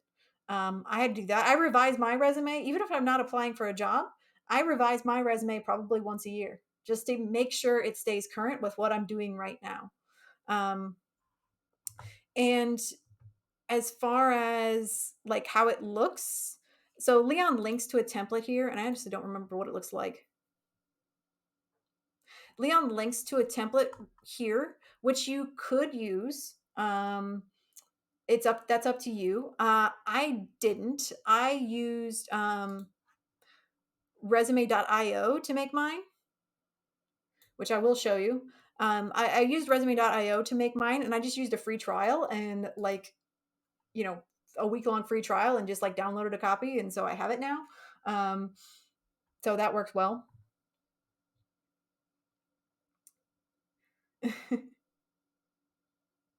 Well, charging me, so I have no cool projects to show on my portfolio site. Rip. Well, I think we're about to change that very soon. So there's a few ways you could change that right now. You could go back and do some of the projects that we've done on my stream.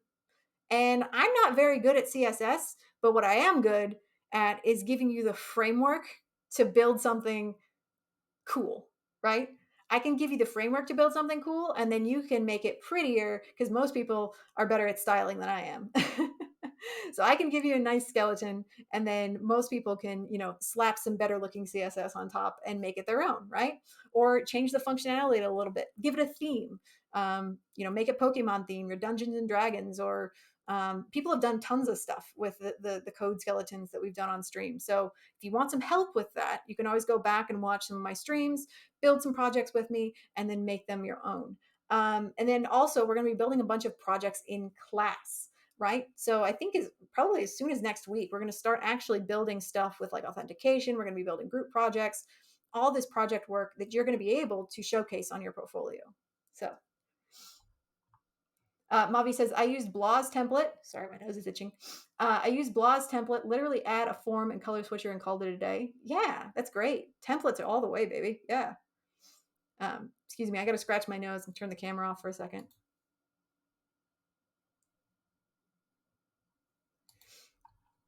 My nose always itches when I stream. It's like a psychological thing, I swear. I don't know what's going on.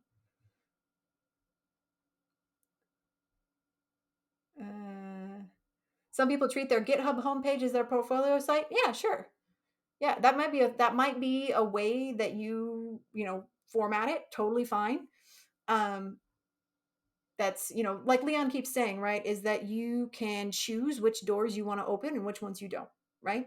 You could have everything funnel through your portfolio, through your GitHub, and not have an independent portfolio site. That's up to you. That's just one door that you are choosing to not open. I'm not saying that's a bad thing or it's going to hurt you.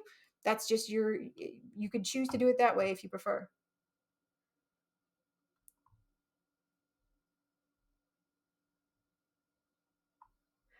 I'm waiting to learn OAuth to really push out objects to put on my portfolio and resume. Sure, yeah. You could wait if you wanted to, but it just still, definitely still get the portfolio set up and get your resume set up, and then just drop the projects in as you complete that. Don't use the fact that you don't have a lot of projects right now. Don't use that as an excuse to not work on your resume and portfolio at all.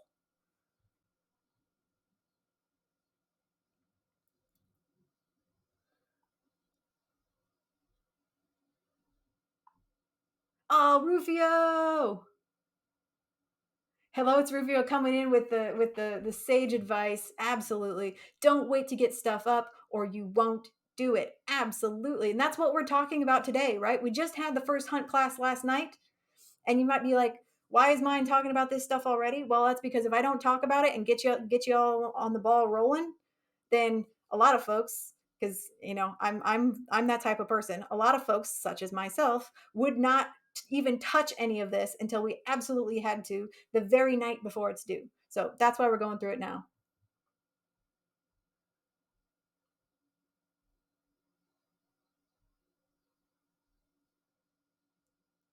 Fat Cat says, I've made some cool stuff in VBA, but it seems like a sort of niche area of programming. I wouldn't say so. I'm pretty good at VBA myself. Um, I would say if you've made something that is, truly worth talking about, that you would be willing and happy to talk about in an interview, then maybe that is something you want to showcase.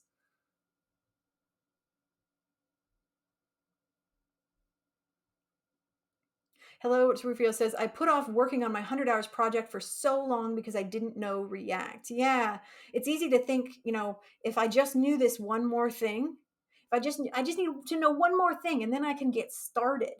And that's can be a really slippery slope because it's always going to be one more thing, right? You're always going to say, I need to know one more thing before I can do it, instead of just starting and then filling in the gaps as you learn new things. So I appreciate you sharing that, Rufio. Yeah. Yeah, Rufio, people are like loving that the get your GitHub commit stream. Nebuneb says, my dad used to do magic with Excel, VBA, and Access before he retired. I was able to have pretty cool discussions with him about databases and data modeling. I'm pretty sure you can use that to lead on to deeper backend stuff. Absolutely. That's how, like, that's so there was a time when I was doing no SQL at all, but I was really heavily involved with Excel and like macros and things. And that really kept my skills up in those 3 years when I did not touch SQL at all. So yeah, Excel is a great gateway into the real backend. Absolutely. Excel, like I've said before, Excel is my favorite computer program of all time. It's the best software on the planet, and everybody should use it as much as possible. So Excel is the jam. All2 says, can non-web dev projects go in the portfolio like game dev? If you've made a game, that's friggin' awesome. That's awesome. I would put that in there. I mean, I don't know what Leon says about that, but heck, I'd put that in there if I made a freaking game.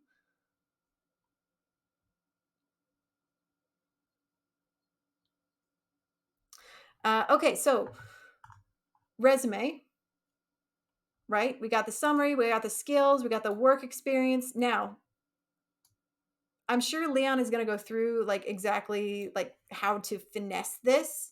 Um, but this is some good sort of general guidance that you should probably follow on how to, um, put together your resume, these bullet points on your resume. The things that I like to do on my resume are if I have work experience that isn't like directly tied to the type of position that I'm applying for, I reframe that work experience into more general terms.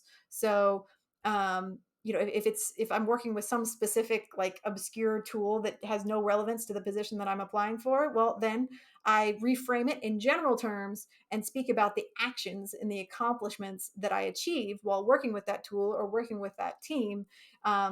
In order to still portray myself in a positive light while not emphasizing skills that have no relevance to the position. So there's a little bit of finesse to this, and I'm sure we're going to have a lot more discussions about this. But you should still get something out there, do your resume, follow these points, just get it out there, and then we're going to revise it later.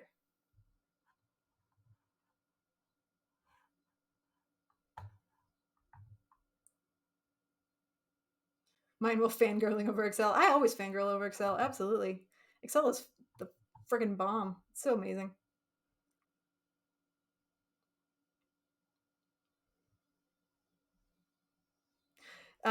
Jamie says, I had an interview with a recruiter and they asked about a skill I do not have and I froze. Oh, okay.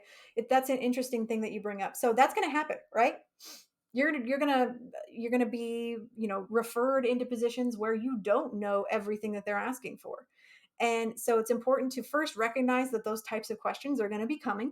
You're going to get that, and then probably the best way to answer those types of questions is to say, well, I'm not familiar with that specific thing, like framework, whatever library, I don't know. I'm not familiar with that specific thing, but here's an example of when I've used X, Y, and Z to solve, a similar problem, right? So have something else on deck, that you can say, well, okay, I'm not familiar with that specific thing, but here's what I have used, and here's how, I applied my skills to solve a problem with it. I miss floppy disk. Pivot. Yeah. And you're going to get better at that the more you practice. That's a practice thing. Is you'll be less and less blindsided the more you practice and answer practice questions like banking. Yeah. All right. And we have a nice important note down here. For some jobs, you may need to tailor your resume to be more specific to the position. Absolutely. Before submitting an application, make sure to pull keywords directly from the job description and implement them into your resume and cover letter. And so, you don't want to go too overboard with this, but definitely do that. Look at the action items in the job description itself and pull some of those things down and incorporate them into your resume. Find things in your history where you have find previous actions that fit the shape of those action items that are in the job description and make sure you have those listed in your resume.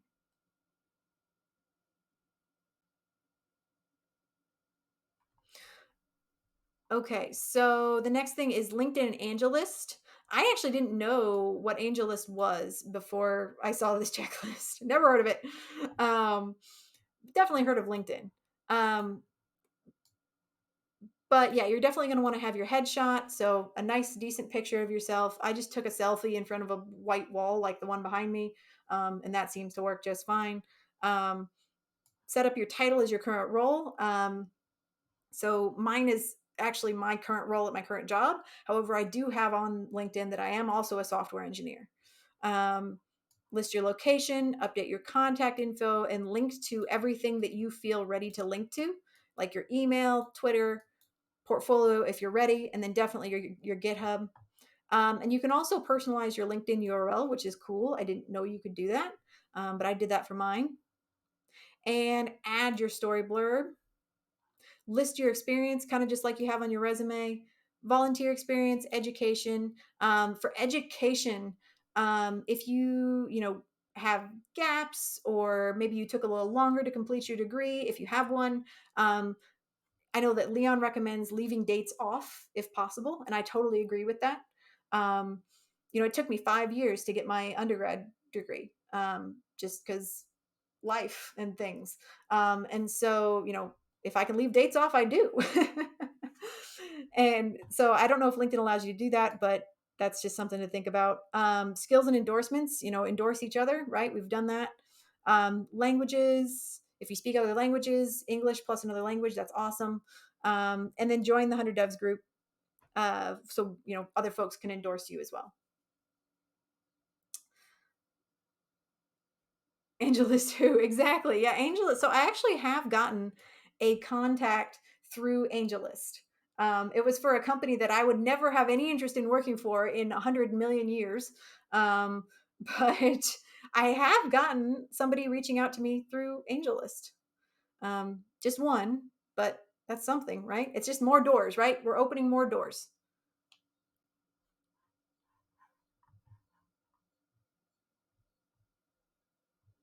Took me 6 years for an associate's degree, and it's in paralegal, right? And what matters is that you did it, and nobody needs to know what got in the way, or what things might have happened on the way. That doesn't matter at all. What matters is you did it, right?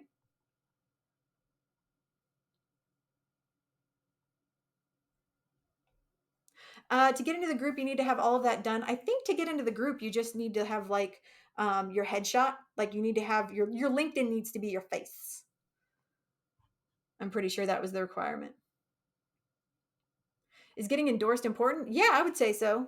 I mean, it's just a validation of your skills. And like everybody is doing it for everyone in that group. So don't be shy about asking. Like literally everyone is just going in there and just like endorsing back and forth. So don't be shy because literally everyone is doing it. Hey, Dav, welcome. Yeah, Nabby Nabs, that's a great way to do it. So Nabby Nabs says, what worked for me was sending an endorsement and then a message highlighting that I'd endorsed them. So doing it first and then saying like, hey, could you please endorse me back? So, it's a quid pro quo type thing. And Mandy, there could be reasons why, yeah, maybe you don't want to, or you can't put your picture on LinkedIn. Um, I I mean, I can't like I'm not going to force you to put your picture on LinkedIn, right? Like Leon says, there's certain things that maybe we can't do for various reasons, and so you could always send a mod mail, and just be like, look, I can't put my picture on LinkedIn for reasons. Um, can I still be in the group, right? So, what if I'm really ugly? Come on now, don't say that. Remember, we got to learn how to speak positively about ourselves. Okay, so next up is GitHub. Um, Obviously, we've been pushing things to GitHub for a long time, right? We've been getting them squares for days, right? And so you've already got a good footing on this. So again, just put your headshot if you can. Um, Change your title, set your location, link to your portfolio, and make sure that every one of your projects has a README with a picture. I have not done this. If you look at my GitHub, I am super bad about that. So gonna probably try and do that. We'll see how successful I am, but I'm just being honest. You look at my Git, you all have seen my GitHub, exclamation point GitHub in chat if you want to see my GitHub. It's not exactly pretty. But what it does have is a ton of projects that you can use as starters for your own projects. So really, you got no excuse about not building stuff right now, right? Because I have given you, Leon has given you, and I have given you probably at least a dozen starter templates or skeleton projects that you could use right now, tonight, today, tomorrow, to build something cool. And then tag me on Twitter because I want to see what you build. So just putting that out there, that Leon has shared with us multiple templates. I have shared with you so many projects. They're all out there on GitHub. You can have them and build something cool. So go do that. And there's a great profile generator here and a great template as well that you should definitely look at. Don't take my GitHub as a reference. Take those ones that are on the checklist.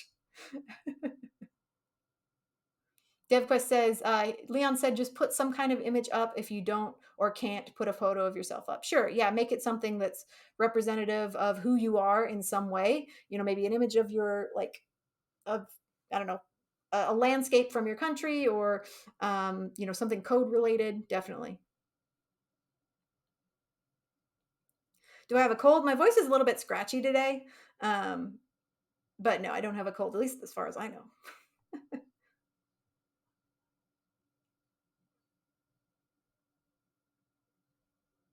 Yeah, you could, if you have a brand or a logo, you could put that up as well. I'm telling Leon your mission a bunch of green squares. Yeah, so a while back I did every single 8Q in Code Wars, every single one. I did every single 8Q and I got a bit obsessed and it was not super healthy thing to do. So I kind of had to back off a little bit. And I figured, since I'm not, actually looking for a job, that I need to be a little bit, I need to make sure that, I stay healthy mentally and don't get too obsessed with Code Wars. So yeah, that was a personal issue that it kind of consumed me for a little bit. But yes, I have done every single 8Q. Not a good choice necessarily. Okay. And next up is Twitter. So, Twitter, also very important. You might be like, why do I care about Twitter? I'm going to hydrate here real quick.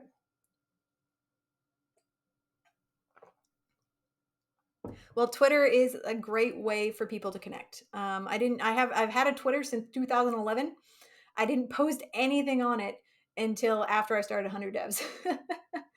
So, but now I just post everything about my streams, right? I have a bunch of followers, I have a bunch of tweets, and it's just tweets about my streams. I don't ever post anything else. So it's really not, it's a fairly low effort form of social media if you want it to be, I think.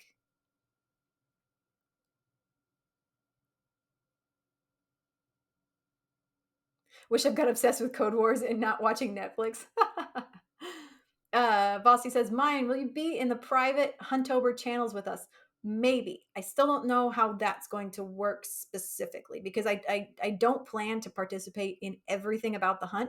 It's just not a good use of my time personally. I want to do a lot of it, but I'm not going to be doing everything. And so I don't know whether or not I will be, allowed into the channels for the folks that have truly accomplished everything.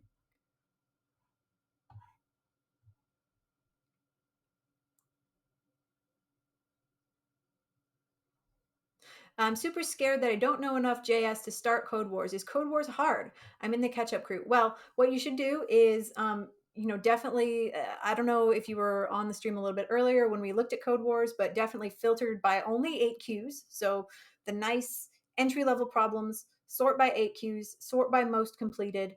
And if you can't figure out a Code Wars problem, that's okay.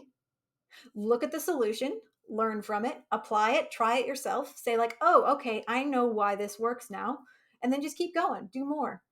And eventually you'll get to the point where you don't have to look at the solution first anymore. You're able to attempt the solution, complete a problem, and then get those juicy points. So yeah. Rascal says, yeah, you went from 914 to 43 in like 11 days. Yeah, like I said, not entirely healthy. Not good for the long term.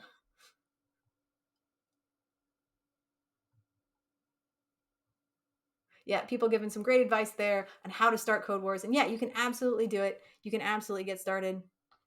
It's all good. Okay, so for Twitter, again, you'll need a headshot, change your title, set your location, link to your portfolio, and start following engineers where in the places where you want to be applying. Um, and this will probably kind of be a continual process, so you don't have to follow 50 tonight, but start like scoping out folks that work at those places that you are interested in, and start following them, and then send a tweet out. Also, follow me on Twitter. You don't have to, but just saying, that's where I announce stuff about my streams. So exclamation point Twitter in chat if you would like to follow me with your brand new shiny Twitter account.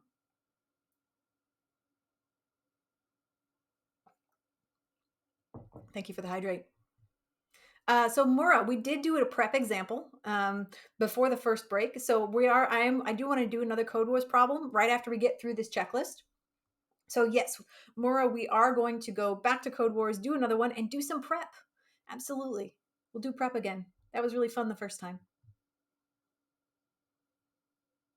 How many 8Qs are there? I don't remember. It's a few hundred. 600? I don't know. Hey, Gigs Dev, welcome to 100 Devs. Good to have you here, my friend. What's your recommendation for you to catch up? Go to the Discord. You can do exclamation point Leon. If you're not already in the Discord, you can do exclamation point Leon, and that'll give you a link to the Discord. Join the Discord. Read through everything in the Read First channel. Click the emojis to turn your username orange. And then go to the Catch Up Crew channel. There's a channel for folks like you who are just starting.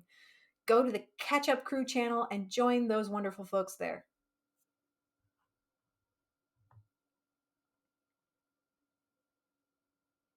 Yeah, DevQuest, I'm at 4Q now. Okay, so there's 388 8Q JavaScript problems. I didn't remember how many there were.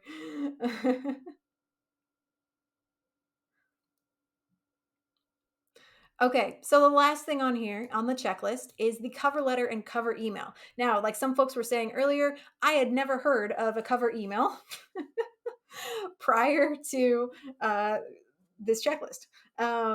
So what I did was I basically wrote my cover letter, and then I kind of like took the body and like just turned it into like an email format, right? I don't think it has to be that different. I don't think it's a big deal. I wrote my cover letter first and then took the body and like turned that into like an email.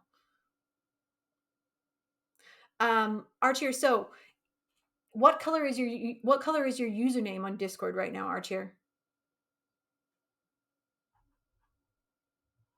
So if you're on Discord in the 100 Devs Discord, what color is your username? This might be relevant to some other folks on here as well, which is why I'm asking. Not just you. I'm not singling you out. So while they look at that, oh, my dog just blundered his way into the room. Is it green on Discord? So it's green on Twitch. Yes, that's right. It's green here on Twitch. But on the Discord, in order for you to see all of the channels, now if you're new to Discord, pay attention here, because if your name is gray on Discord, you're missing something. So we're just going to do this real quick for folks that are new. So go to the Start Here section on Discord. I have some extra channels because I'm on the stream team, but go to the Start Here section on Discord, right here, Start Here, and go to the Read First channel. Click all the relevant emojis, click the bell, click the heart, and then go to the rules. Read all of the rules, and then click the green emoji down at the bottom.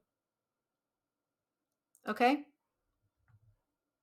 This will unlock the full Discord server. So if you have not done this explicitly, if you have not clicked this emoji, you do not have access to the full Discord. You are missing like half the channels. I see so many people out there on the Discord with gray usernames, and I'm like, ugh. So go here, go to the rules, click this, click all of the appropriate emojis in the read first channel if you haven't clicked them already, and then you will have access to the full Discord.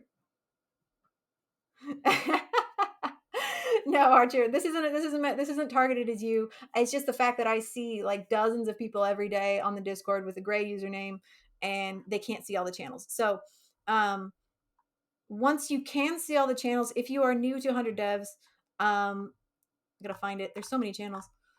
Uh, I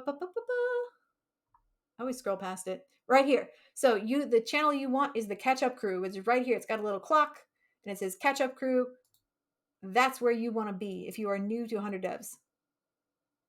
Corvosaurus says, go check it right now. Yes, do it. All right. So Archerum says, I unchecked the box and the rules and all the channels went away.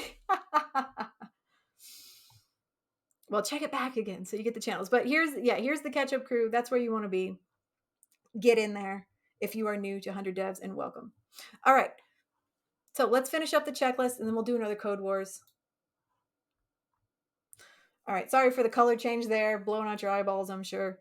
So cover letter and cover email, and gives you, some basic things to hit: an introduction. How did you find the job? Do you know anyone at the company? What's the role you're applying to? What's the company?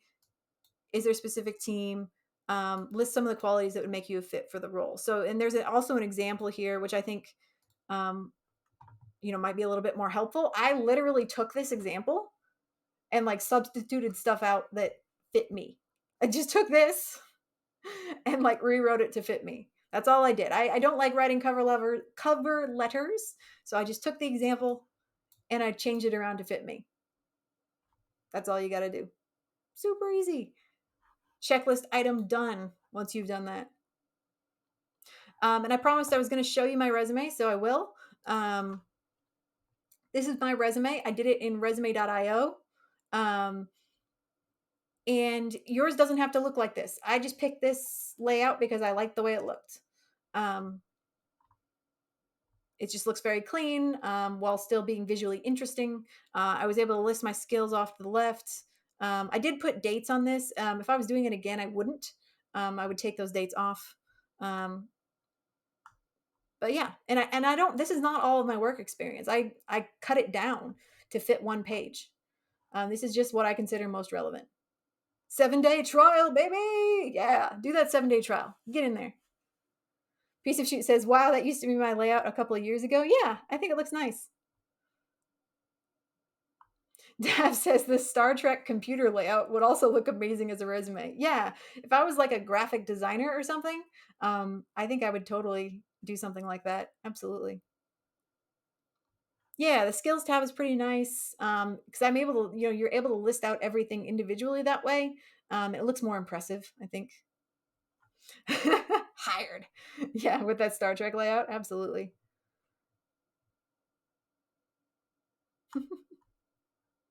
Claire Boberson. Hope you changed the name on the cover email. Yeah, I did.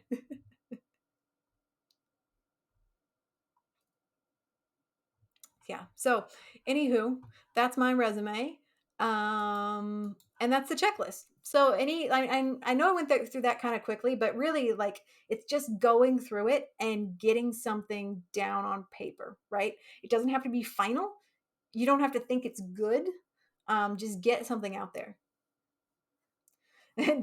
All skills max sounds not really realistic. Yeah, the goal of that isn't really like to show like that I'm 5 stars and all those things. It was really just to kind of emphasize line breaks in the list.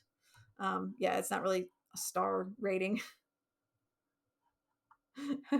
The Bobersons have registered to do a lot of things lately. Yeah. But yeah, so there's really no excuses for not starting on this checklist. It doesn't have to be done. Well, actually, it does have to be done by next Tuesday. The completed checklist is due by next Tuesday. So, whatever you can get down on paper, even if you don't think it's final, do it anyway and turn in the checklist, because as of now, homework counts, right? If you want to be in the hunt, if you want to be in those Hunttober channels, you got to do this stuff, even if you think it's rubbish, right? Do it anyway, get it out there in the world, and go back and fix it later. Sometimes that's what you got to do. DevFluff says, anybody remember the name of that website that would revise your resume? Leon talked about it in class. I mean, so he lists a couple here. I mean, resume.io, I think might have a resume review service. I'm not sure. Yeah. So, okay, real quick, let's talk about what is actually due next Tuesday. Right here, this slide right here. The checklist is due next Tuesday. MVC lecture. I think, is the MVC lecture also due next Tuesday? Or is that due on Thursday? Somebody please remind me.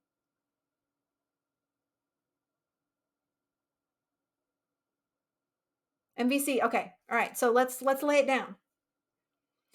MVC lecture. You should have already had it done. But if you didn't get it done, it is due tomorrow.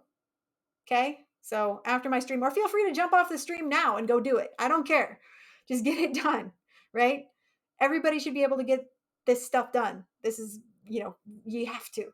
So, MVC due tomorrow. Checklist. I don't know if I can emphasize this anymore. Checklist, the thing we just went through. Due Tuesday. Do it. Do the thing. I don't know what else to say. Do it. And you'll be ready to submit links to each of those items. That's what you'll be asked to do, is like submit links to, your LinkedIn profile, your Twitter, blah, blah, blah, blah, blah. Be ready to submit links to everything.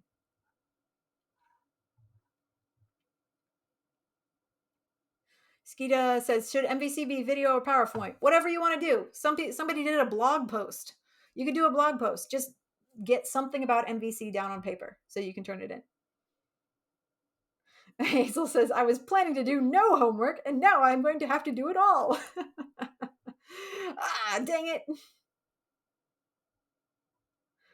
Foley says, how do we submit the checklist? Yeah, so as I recall, back in April, that was a long time ago, but as I recall, it was basically just a bunch of links in a Google form, and you just had to go down and paste links to everything.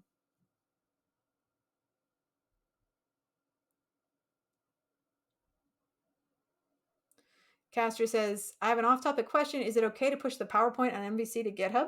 I suppose. I don't know. I don't know why that would be a bad thing. You can still have a link to it to turn it in, right? So whatever you want to do.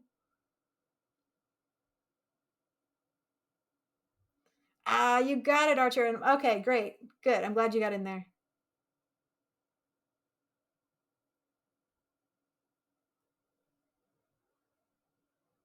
Look at us doing homework. Yeah.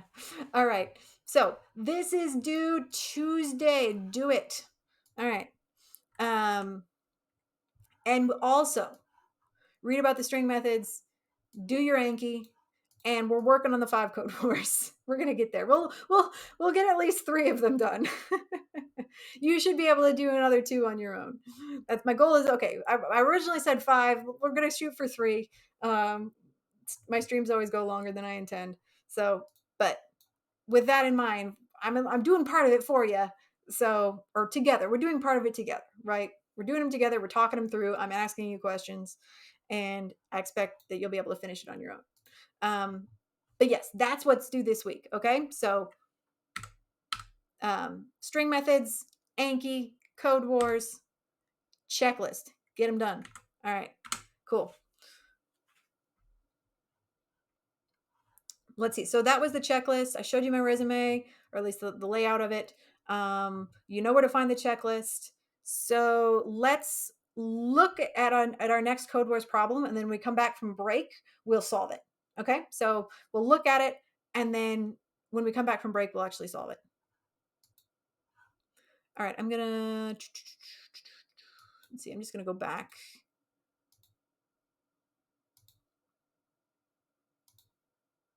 I just want to get back to okay. There we go.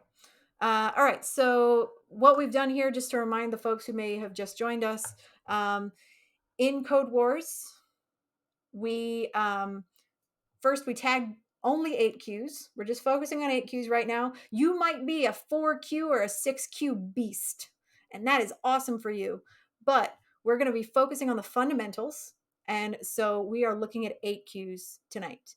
And I would highly suggest that you don't neglect the fundamentals either. Hard problems are fun to solve, but the easier ones are going to help you practice the fundamentals super quick. So 8Qs.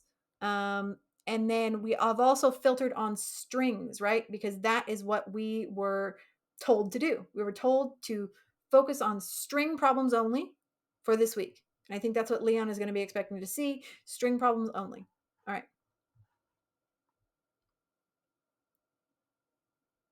Thank you, Dev. 8Qs are my happy place. Yeah. Yeah, and you should be uploading these to GitHub. As you finish your Code Wars, you should be pushing them to GitHub. Okay, so let's just look at the next one. And we'll take a break. All right, so you get any card as an argument. And I'll post the link to this in chat as well. So you can look at it too. And you can even try to solve it if you want, if you haven't solved it already. So you get any card as an argument. Your task is to return the suit of this card in lowercase. So here's the deck. And the unique thing here is that we can see that we get a string with a number and then the symbol, right? We get a symbol and then we're asked to return the suit. We're asked to return the suit. Gravia says, do we post them? How will Leon know? I don't know what he's going to ask for. He might ask for links to your GitHub where you have posted all 5 of your string code wars. I don't know what he's going to ask for. I really don't. But the best defense is to actually do the work, right? I would suggest doing the 5 problems. It's just 5 problems, right? Do those. Push them up to GitHub. And so that way you're ready. Green squares. Yep. All right. So this is the problem. You can think about that. I posted the link in chat so you can open it up yourself. I think he said to tag them. Okay. Maybe so. Yeah. So you can open this up yourself if you want. We're going to take a break. Think about it for 5 minutes or go get a glass of water, take a walk, whatever you want to do. And I will see you back here in 5, and we will solve this Code Wars using the prep method again. We're going to prep it again because that is how, if you were given this question in an interview, that's how you would answer it, right? You would use the prep method. And so we're going to practice that. So we'll do a Code Wars, and then what we'll probably do is flip over and maybe do like a behavioral Banky question and then do another Code Wars and then Banky. I don't know. We'll play it by ear and see how we go. All right, 5 minutes. Whoops. What did I do? There we go. 5 minutes. And I will see you all back here in just a little bit. All right. See you shortly.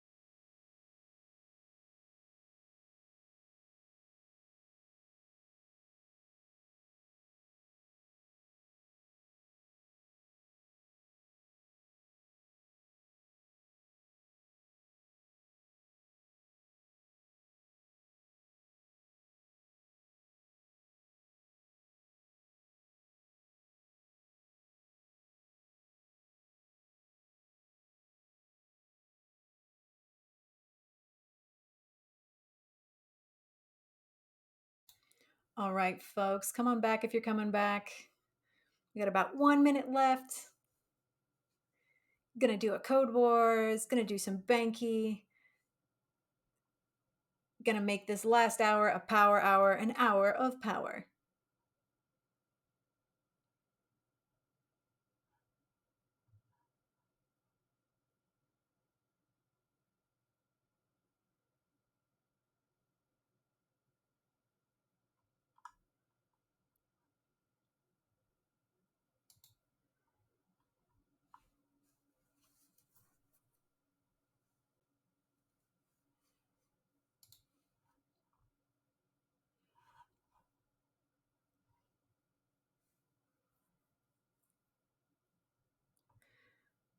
All right, Aroni, I'm gonna go ahead and stop the timer. 4 seconds left on the clock. Let's bring it back. Camera on, hello. And let's go back and do this Code Wars. Okay. So, um, so again, we're given a card as an argument.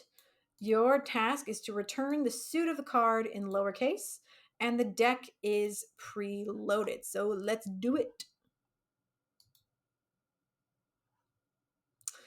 So once again, I'm just going to go ahead and grab the information. I'm going to go back to VS Code here, and I'm just going to create another one called cards.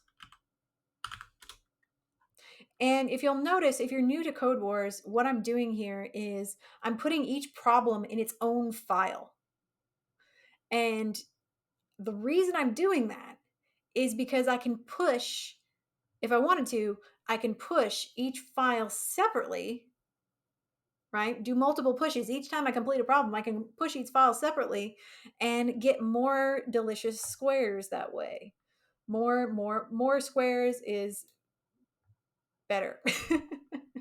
More green, more better, right? So that's why we're doing these in separate files rather than just in one. All right, so I'm going to drop this in. Got that. I'm going to grab the function. Got that. And I'm going to grab my test cases here.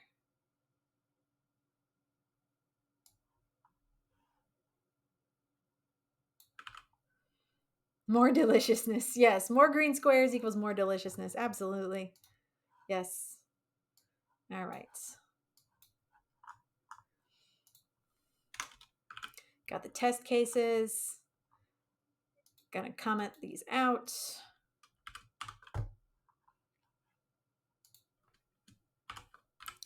All right. So let's prep this bad boy.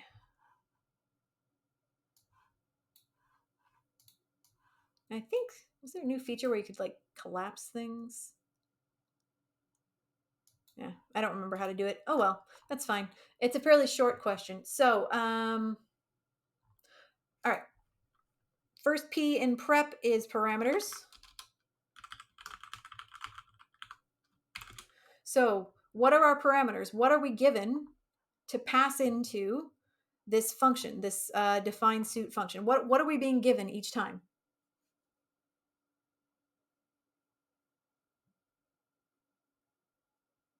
What is our input? Our parameters.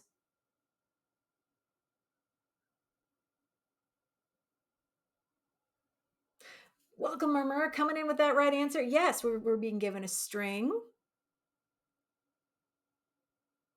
Yes, and that's true, Lionhair. Yeah, we're being given a number and a symbol, but is that truly a number? Is this input here? Is this a number and a symbol? It's actually a 2-character string, right? So this is actually a two. So that's an important distinction to make, right? Visually, it's a number and a symbol, right? This is obviously a 3, but since we have it in quotes, it's actually in code terms, it's actually a string, right? It's a string with 2 characters, one of which does happen to be like a 3, but it's still a string. And this is a special character here in the second slot. It's very clearly not a letter or a number, um, but it is instead a card suit. Yeah, it's still a string, right? Yeah. So that's important, right? When you're answering these types of questions, um, to really recognize what you're being given. That's why we do prep. That's why we do prep. That's why we don't just dive right in and try to solve it, because we might be wrong. And our first pass might be wrong.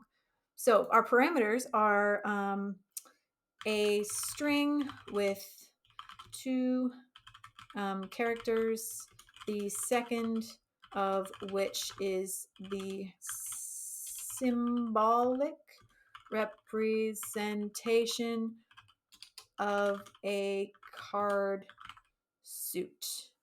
Yeah. Okay.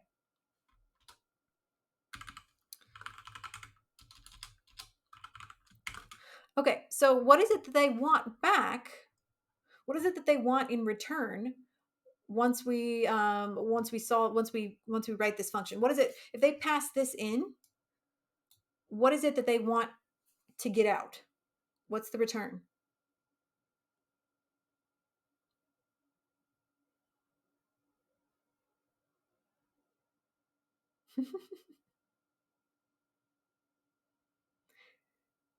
Yeah, exactly. A string of the suit name. Right, exactly.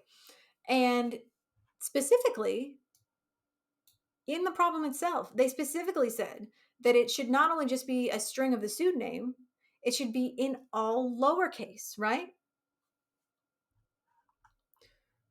So the return should be a string of the name of the suit um, only, right? They don't. It's important to also to consider here that sure they're passing in a number, and like the test cases have different values here, queen, nine, jack, but they don't care about that. That they don't want that.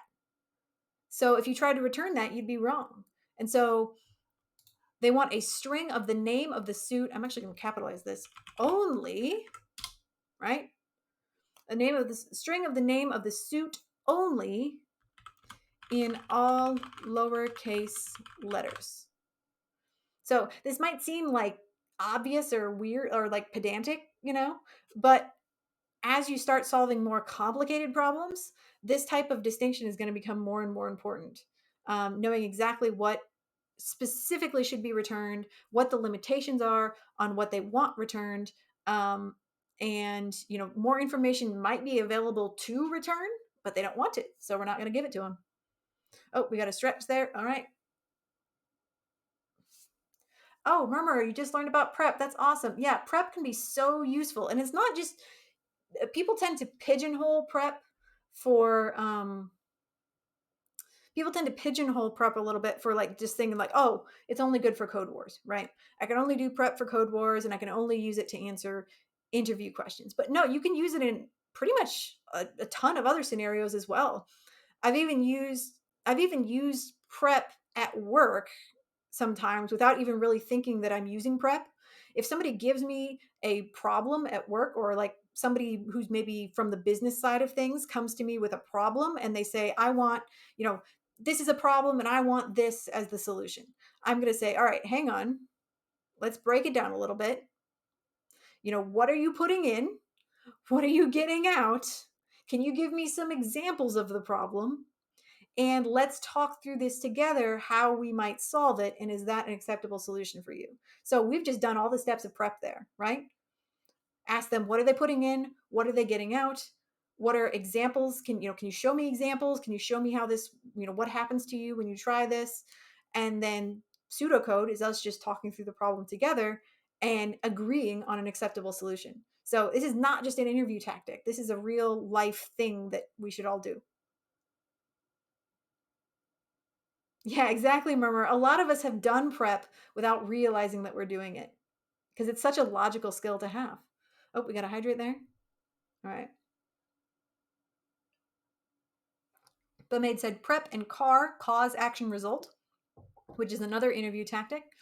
They helped me with public speaking, which I was so bad in. Still bad, but not as bad. Hey, that's awesome.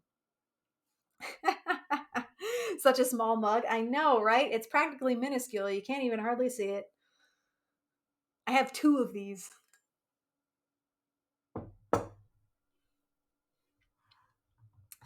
Okay, so we've done our parameters. We've done our return. Now, our examples are essentially the test cases here. So I'm just going to like grab these. So if we pass in this, we want spades. We pass in that, we want diamonds. We pass in this, we want hearts. And we pass in this, we want clubs. Yeah. All right.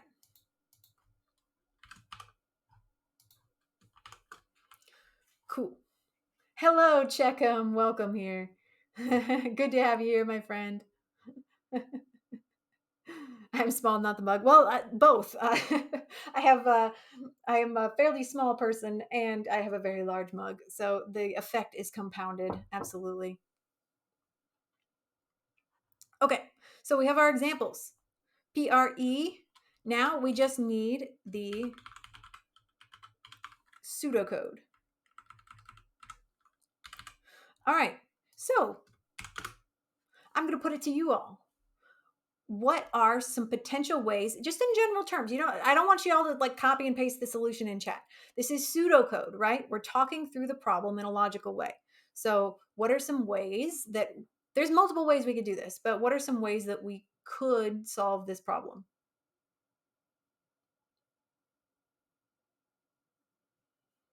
Taking in symbols and returning a specific suit depending on the symbol. Remember that if we're talking cards here, there are 4 suits in a deck of cards. So if you didn't know that, there are 4 suits in a deck of cards. And that's probably also something we should put in the parameters. 4 suits. Yeah.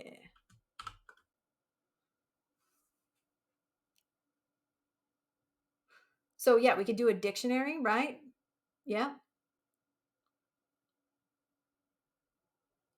We could do if string last character equals symbol else. Yeah, we could do if else statements. Absolutely. We could do a switch case. Personally, I know a lot of people don't like switch cases. I do. I'm glad you said that. Index the last item of the string. Yep. Compare the last character in some way, and if the special car, return the string. Yep. We could do an enum. Yeah. Store the suits in a variable. Yep. Object with key value pairs. Absolutely. So I do want to try to have a focus. Yeah, we do multiple ifs. Absolutely. I do want to try to have a focus on string methods. So I was reading through the because I think when I solved this last time, I think I did like a just a bunch of if statements. But I was reading through the string methods assignment that we were given, and I think, did I close that? I may have closed it. Hang on. I'm going to go back to it. And what I want to do is try one of the string methods. So maybe it wasn't in the slides. Yeah, here we go. Sorry about the white screen. So what I want to do, what I was thinking about is trying to see if can we do this with an includes, right? Use one of those string methods that was in the reading that we were assigned. Yeah, exactly, Charlie Gunthers. Yeah, switch cases are better than 20 plus else if. I agree with you. I do. Thanks, Checkham. Madeline says, I did this last night and I did a ternary. Yeah, you could do that as well. I like switch cases. Not everybody does, but yeah, I certainly do. All right. So let's see if we can do this with includes. Again, this is not how you have to do it. This is not the right answer. Like folks are saying, there's a ton of different ways that we could do this. But I just want to see if we can use includes because I haven't used includes all that much before. So we'll see I don't know if Code Wars even accepts include statements. But I think what I'm going to try is let's just do a single test here. So we'll say if card dot includes, and then in order to get the symbol, we don't have to do anything fancy. I can just literally copy it. So boop, if card dot includes spade, then return, this is a spade, right? Yeah, return spade. Return spade. Okay, we'll just try this one. Yeah, we don't need an else here, right? Yeah, we don't need an else here because if it fails that, it's just gonna, so we'll change this to a console log. I'm gonna try it. So I'm just gonna trigger this case and see if it works. All right. If return, if return, if, yeah. And I think that's what we're gonna do here. We don't need else's. So that can be another little trick to make cleaner. So if you don't like switch cases and you really like if statements, you can make cleaner if statements by excluding the else entirely. Just doing if. Yeah. Which is, I think, what we're going to be able to do for this particular problem. So if card includes blah, blah, console log spade. All right, let's try that. And then we'll do define suit. And we'll try the spade test. So with this, we don't have to specify, we don't have to say like, car at or string -1 or whatever. We can just say includes and it'll search the string. So, they want this. Yep, you're good catch. And that should be in our parameters. So they want the suit to be plural. That is an excellent catch. All right, so sorry, that should be in the return. A string with the name of the suit only in all lowercase letters and plural. That's important. I'm glad you caught that. Rascal said, else's? Where we're going, we don't need else's. Yeah. Murmur says, thanks, I'm in QA. Ah, yeah. Love my QA peeps. CM Griffin, what? Thank you so much for the raid, my friend. Good to see you. I always love raiding CM Griffin. They're always a lot of fun. Howdy. Howdy indeed. Thank you so much for the raid. Welcome, raiders. Today, we are practicing the prep method of answering questions. So if you want to learn how to answer questions more efficiently, how to answer technical questions more efficiently in interviews and in real life on the job, we are practicing the PREP or PREP method of answering questions. Hey, welcome. Yeah, so if you want to learn how to answer questions better, follow PREP, which is parameters, returns, examples, and pseudocode. And so we're just solving some fairly easy string-related code wars, but we're doing it with prep. And Rascal there has shared the link to the kata if you want to solve it yourself. So we're just doing a quick test here on our proposed solution. We need to add the solution, but we're just gonna test it out here. So we're gonna do save and see if it works. Okay. Yay! No pressure, right? Oh yeah, CM Griffin. So me too, actually. So I've been working in technical roles and kind of as a dev for a while. So I guess I should introduce myself for the new folks. So my name is Mayan Wolf. I am a senior SQL developer, and I'm currently learning web development through 100 Devs. So I'm already a developer, but I'm learning web development. And yeah, like CM Griffin said, I have been I've been kind of answering questions using the prep method without realizing what I was doing for quite a long time. You get your inputs, you get your outputs, you get examples of what they want to see, and you talk it through in general terms without getting too technical. So, yeah, it's a great way to solve problems. I love practicing it. So, our proposed solution here seems to have worked. So, let's go ahead and add to it. I like using includes.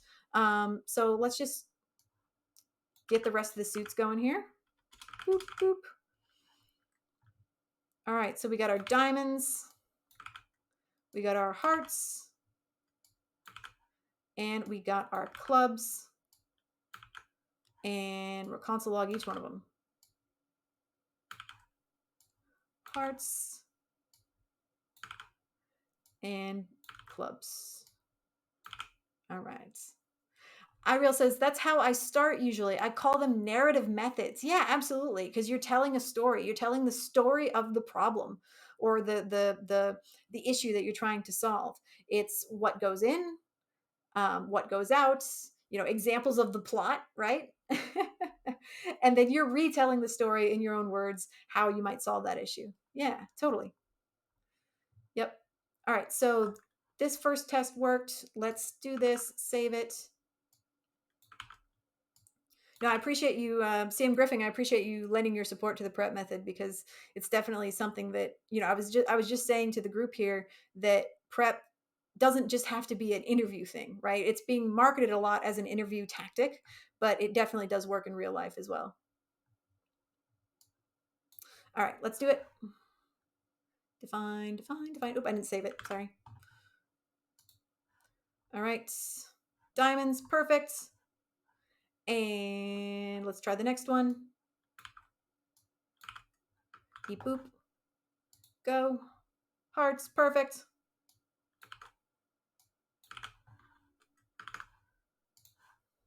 Bubs, awesome. All right, we got it. Go us. Now let's actually test it. All right. So should just be able to do this as return statements. Pop that in there.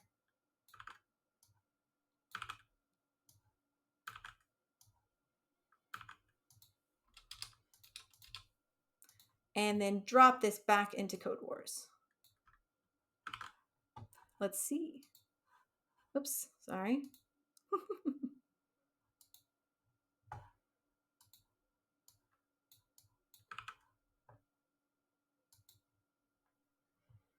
Okay.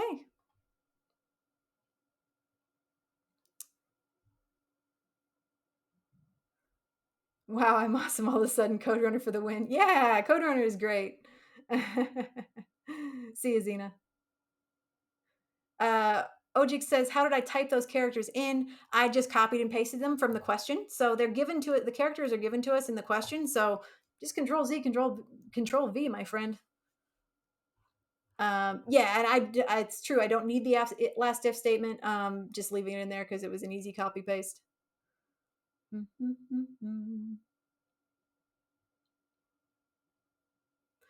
Yeah, and we don't need the breaks either. It's really just for readability. I'm not I don't like doing code wars as like strict one-liners. That's just not how I like to work. Oh, return will still work with Code Runner? Okay, that's awesome. That's actually really good to know. I've just been doing console logs because, that's what you do, but. Oh, okay. God level code spotting.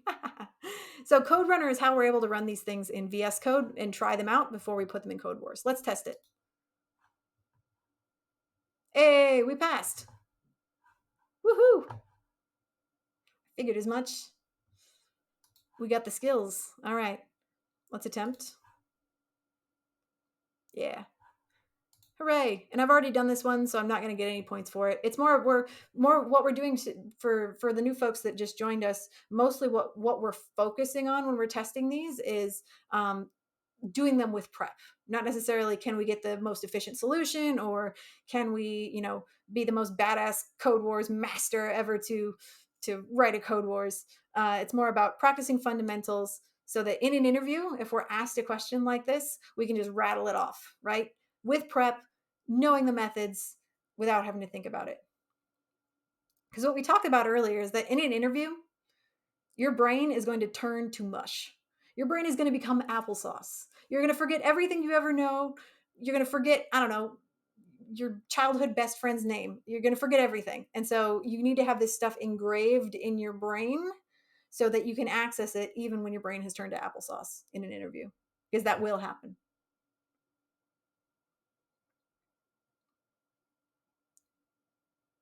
Yeah, it's an extension, Vampy. Yeah. I did it. Yep. Don't forget to rate your katas. You get more points.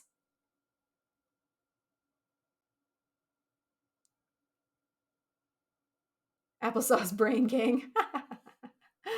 Yep, absolutely. It will happen. So you might, like I said before, you might be like, ugh, why are we practicing 8 Qs? I can do 6 Qs. I'm super good at Code Wars, but in an interview, you won't be able to do 6 Qs. You're gonna have to, you have to drill those fundamentals into your brain and do them with prep so that you can just roll them off without thinking because your brain's not gonna help you in an interview. If the brain is cooked, Anku will save us. Exactly. Nope, help me with the nines. Okay. So, what do you want to do? What do you all want to do next? Do you want to do another Code Wars with prep or do you want to do a Banky question? I'm leaving it up to you.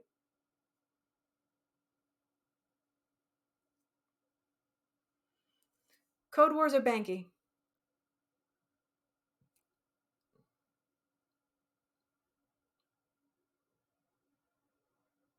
Okay, I'm hearing Banky. All right. Okay, we got one for Code Wars. Majority are saying Banky so far.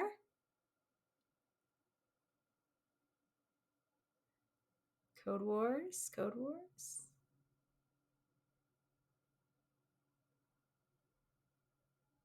Okay, well, let's do a Banky, and then if we have one more, if we have time at the end, then we will do another Code Wars. Okay, so hopefully we can do both. Bank Wars. What's the last P of the prep? Yeah, so the last P of the prep is pseudocode, which I'm just realizing we kind of skipped because of the rage. Got kind of knocked off kilter there. But yeah, so the last P of the prep is pseudocode. And in English, if you're not an English speaker, English is weird. It's a silent P. So when we say pseudocode, what we mean is kind of talking through things in a general way without saying exactly how we're going to code it. Um, Basically just saying like, look, here in general, here's the types of methods I might use. Here's kind of what I'm trying to accomplish, and here's how I'm going to accomplish it. Oh, thank you for the bits. Thank you so much. Okay, so Banky it is then. I'm hearing Banky. We'll do that. And then if we have time, we'll do one more Code Wars at the end. All right.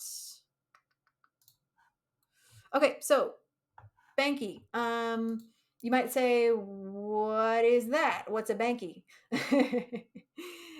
So the bank is your friend. The bank is a wonderful repository of a ton of behavioral and technical questions that can and will come up in job interviews. And so you're going to need to fill out the bank and know how to answer these questions so that when they come up in interviews, you can answer them quickly and fluently and to the best of your ability without having to think about it. Because again, you're going to have applesauce brain. Um, so fun. Yeah.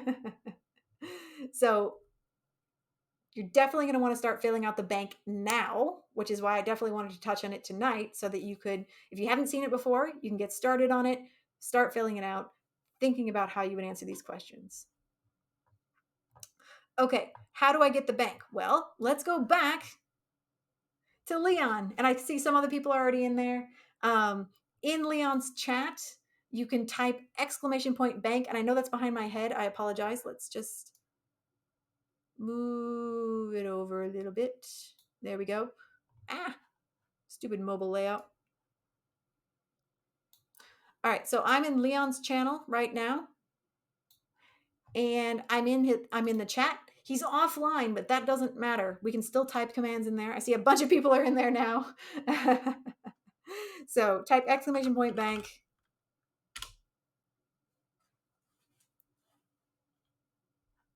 And you will get a direct link to the bank with all the questions in it. I would suggest making your own copy so that you can fill it out at your leisure, do whatever you want with it, format it however you want.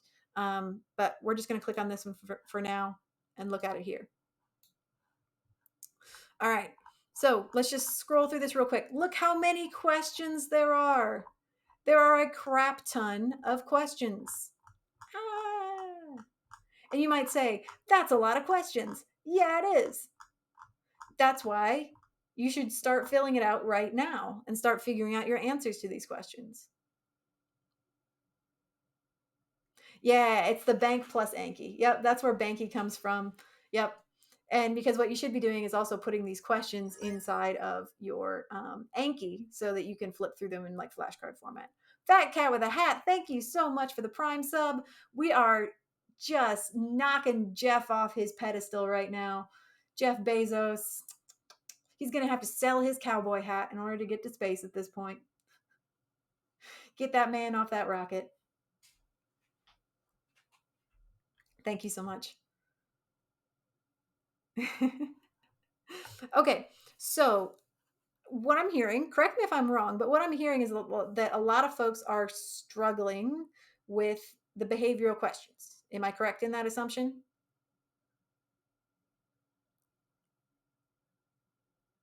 If you feel like you're a master of the behavioral questions, then tell me. But what the vibe that I get is that what people struggle with is the things that they're not able to Google. So for most of these technical questions, right, you're able to just go through and like Google the answer reasonably well.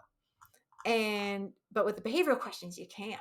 You got to answer that from experience. Oh, Cormosaurus, thank you so much for the sub. I really appreciate it. Thank you so much.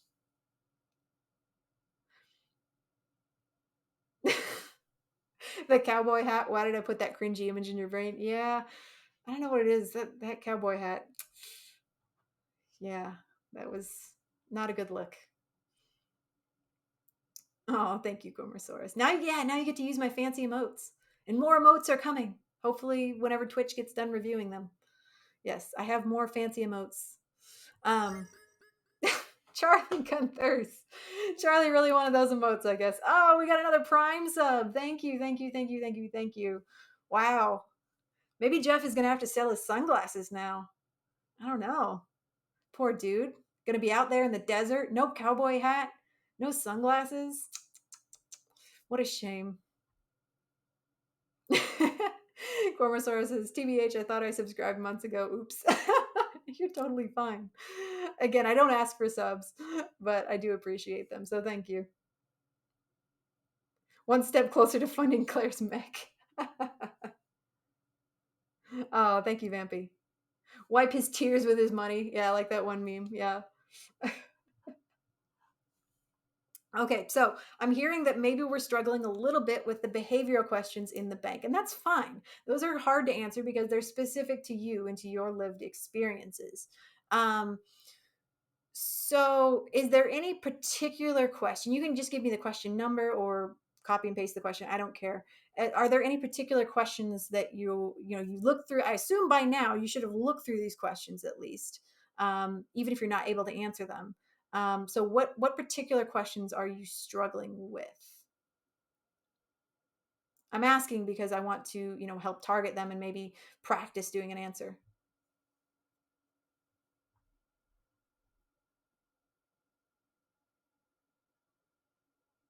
Okay, I'm seeing number 9, number 20, 13, 8. Okay, so several different ones. Okay, so we got a couple of documentation. So we got a couple of hits for number 20 and number 13. Okay. Google, yeah. All right, so number 20 is saying, what do you read on a regular basis? So for number 20, I mean, I could probably answer honestly. I mean, I enjoy reading tech blogs. I read tech news quite a bit. I'm just interested in like, not necessarily programming, but like just what's happening in technology. So I enjoy reading like tech news like Ars Technica. I like The Verge. Don't shoot me; it's popular. Um, yeah, I like the Ars Technica, The Verge. I read Medium blog posts too. I know those can be seen as sometimes a little bit clickbaity, but I like Medium. Um, and I also enjoy, reading for fun as well. I'm not out there reading a bunch of, nonfiction programming books. That's just not. After I get off work, what I like to do is I like to maybe pick up a sci-fi book from the library or something like that. And so I think, showing that you don't have to be like, I read, while I'm eating my oatmeal, my steel cut oatmeal in the morning, I'm reading, JavaScript technical manuals. That's not really what they're looking for. I think they're what they're looking for is, that you are interested in learning, that you do like to explore things through reading, whether that's blogs or books, or just showing that you're inquisitive, and that you're well rounded, and that you're a human being that has interests, and that you enjoy picking up new skills. And so I think if you can just kind of show that well-roundedness in the types of things that you enjoy. JS for Dummies. Curtis says, do you prefer online books or the real thing? I used to read, nothing but real paper books. But now that I'm an adult, I don't really have time to carry around a bunch of paper books. So I do have a Kindle. I got it off of Craigslist for like $20. It's great. It's really old, but it works. So yeah, I have a Kindle. And I check out books from the library online. So I don't, have to go down to the library. I just check them out online and I return them when I'm done. It's really great. Yeah, there's tons of tech blogs out there. You could do, a Google search. There's TechCrunch. Um, it depends on whether you want more of like hardcore, like really technical writing, or if you're looking to more of like pop sci type stuff, topical type things. Oh, Bossy, thank you so much for the Prime sub. My goodness. So, all right. So Jeff Bezos has had to sell his cowboy hat. He's going to have to sell his sunglasses. What else? I mean, he's got no hair. So like what else does the poor man even have anymore? The poor man in his with his sitting on top of his throne made out of pure gold. What else can he give up? I don't know.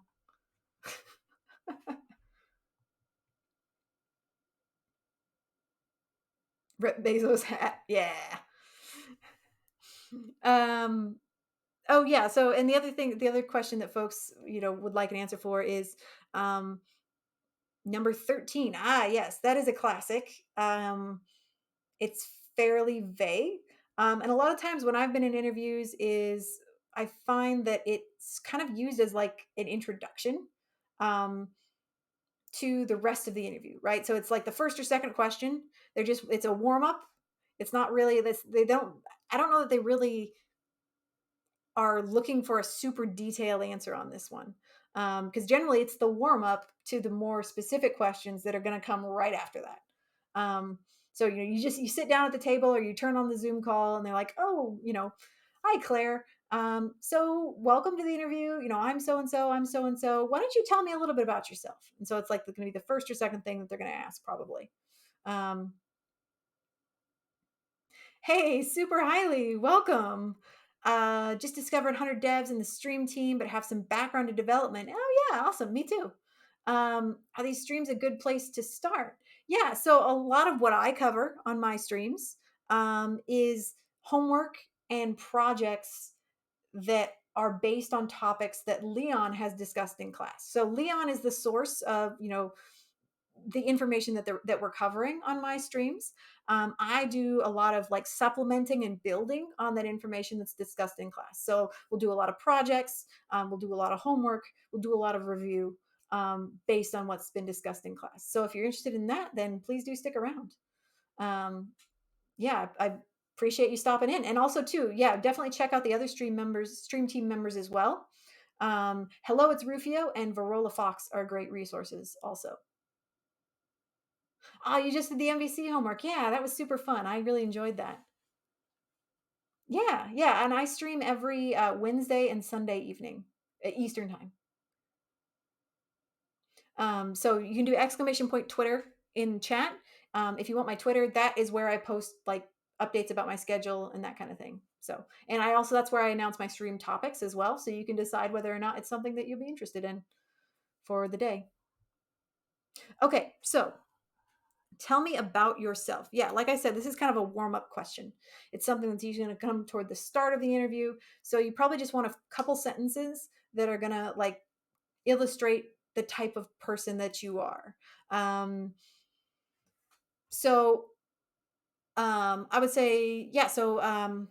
Hi, my name is Claire, and I am a passionate developer with a lot of interests in various aspects of development, and these include SQL, general data analytics for developing for data analytics, and web development as well. And I have a history of lots of different projects, both large and small scale, as well as some freelancing. So I consider myself a fairly adaptable person that's a quick learner, and I really like to diversify myself as much as possible and learn new things all the time. So, just a couple sentences about me. Again, it's not really about, um, you know, explaining my life story. It's more about just getting my foot in the door, saying, hey, this is who I am. This is the kind of thing I'm good at. Here's my interests. Ask me more. So I just came up with that kind of off the cuff. I'm deliberately not using my copy of Banky here because I'm kind of just coming. I just want to come up with some things on the fly for you. Um, so yeah, that might be how I would answer that question, just kind of cold. Um, if you're struggling with answering this question, feel free if you want me to maybe help you come up with an answer for this question. If you're struggling with it, then why don't somebody try posting a little bit about themselves, just if like just some bullet points, quick hits about themselves, in chat, and we can maybe try to come up with a good answer for that question. Now, I'm not saying that I'm going to describe you perfectly just because I don't know you, right? But if you would like, I can try to come up with an answer to this question for you. And if there's no takers, that's fine too. No worries, Archer. Thanks for stopping in.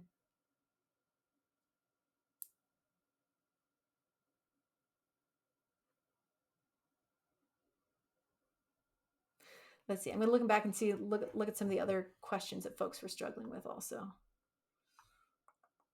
We got number 1, number 4. I'm seeing a couple for number 4 as well, so we'll look at that.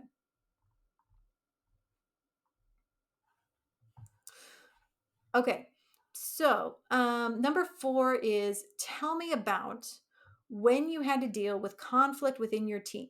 How was the conflict solved? How did you handle that?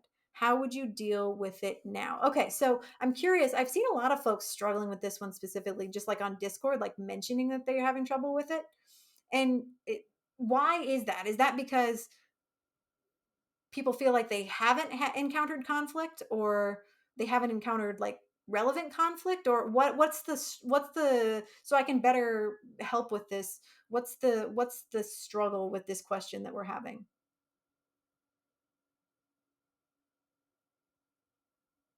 Is it lack of experience with conflict? Is it not knowing how to answer the question? It doesn't feel like there's a right answer.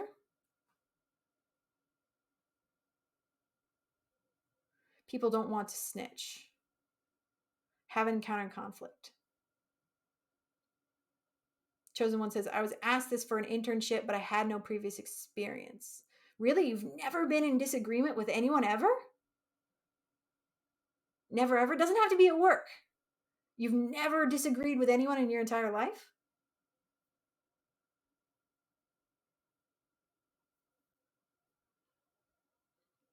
So think about that, think about that again. It doesn't have to be at work, because when you're answering these questions, isn't this question tech related? Doesn't have to be.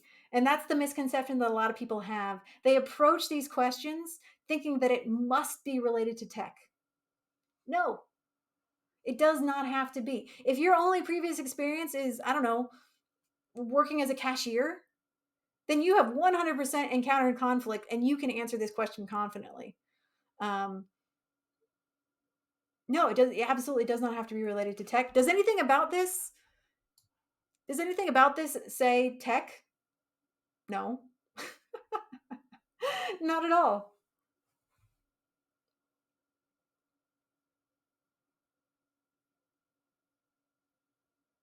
is the conflict a simple work disagreement or a personal one? Well, so really, what they're going for here, what they're trying to see when they ask this question, is they're trying to see, can you intelligently approach a conflict and handle it in a mature and well thought out manner? It doesn't necessarily have to have had the best outcome, but they just, what they want to see is your approach. Can you think critically when you're faced with a stressful conflict situation? And can you handle it in a mature way? Mature conflict resolution is a big skill, and not everybody has it, right?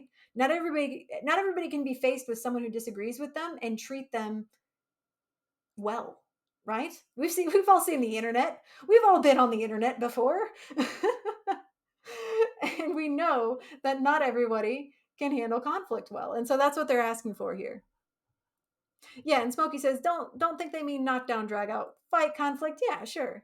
Could just be a disagreement, adapting to a situation with someone difficult, right?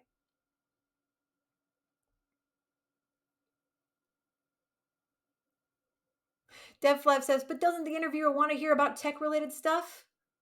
Yeah, but that's what the technical questions are for. The behavioral questions want to know more about you. So you're going to probably get both. You're probably going to get some behavioral questions and you're probably going to get some technical questions, but they are separate and distinct from each other. Because just as important as saying, like, I know JavaScript and Node and React and all that stuff, just as important as that is saying, I know how to handle conflict. I know how to be adaptable. I know how to learn new things. They're also looking for that in equal, if not greater measure in these interviews.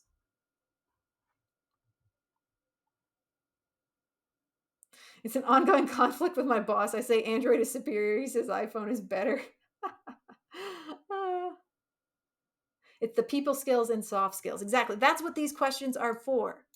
So, um, I love behavioral questions because I'm still trying to level up my tech skills. Yeah. And soft skills are super important. Yes. So many people skip over these because they're like, if I can just answer all the tech questions, I'll be fine. No, you will not be fine, because really this is the kind of thing they're looking for. So don't skimp on these. All right.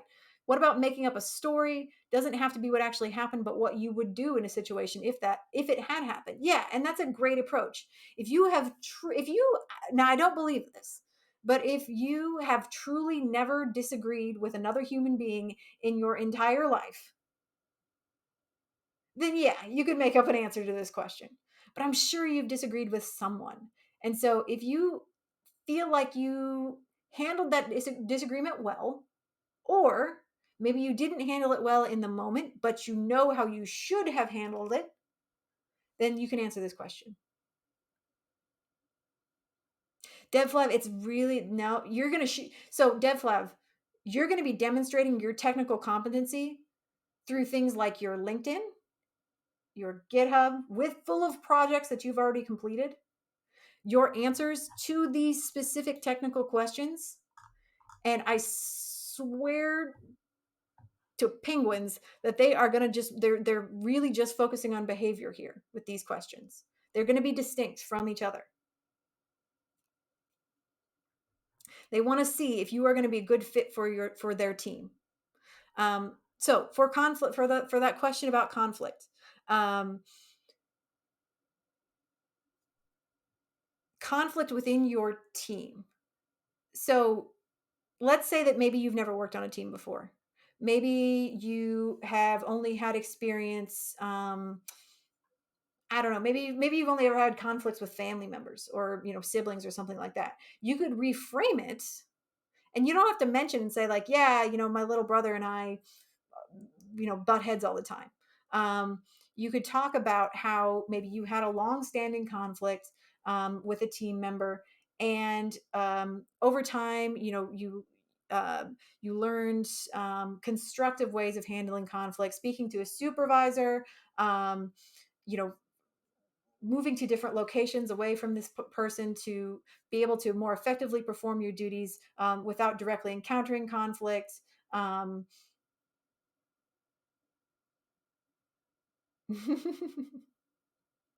Yeah. Yeah, and so you need to think about reframing your past experiences to fit what's being asked of you, right? So for example, my example for this question would come from a fairly non-technical role. Um, so at one point, I was just working. So in real life, this conflict occurred.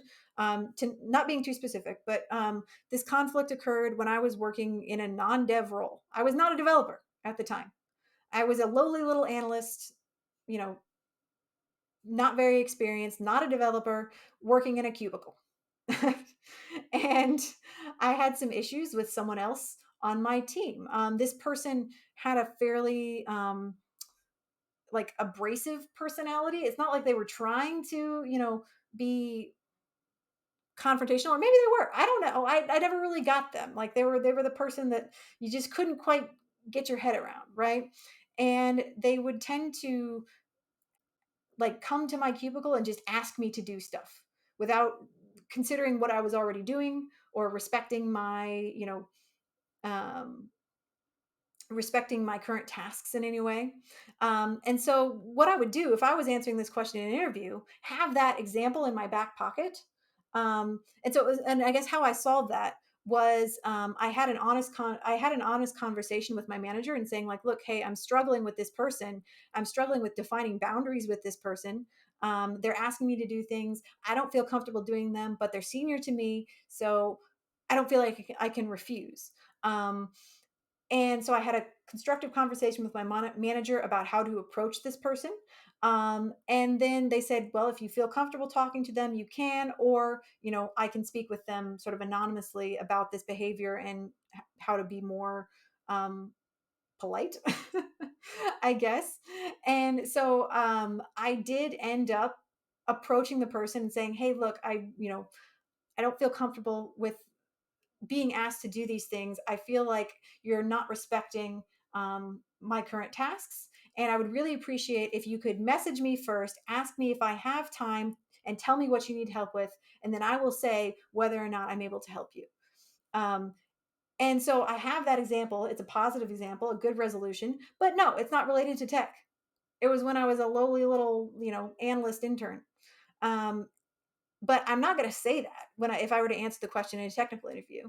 I would just keep it in general terms and say, basically the same story, except take out all of the facts about me being a junior little intern and just say like, hey, I was working on a team with, seven other people. We were in a fast paced environment, and this one person was rather, bold and asked me to do things when I was already overloaded with tasks.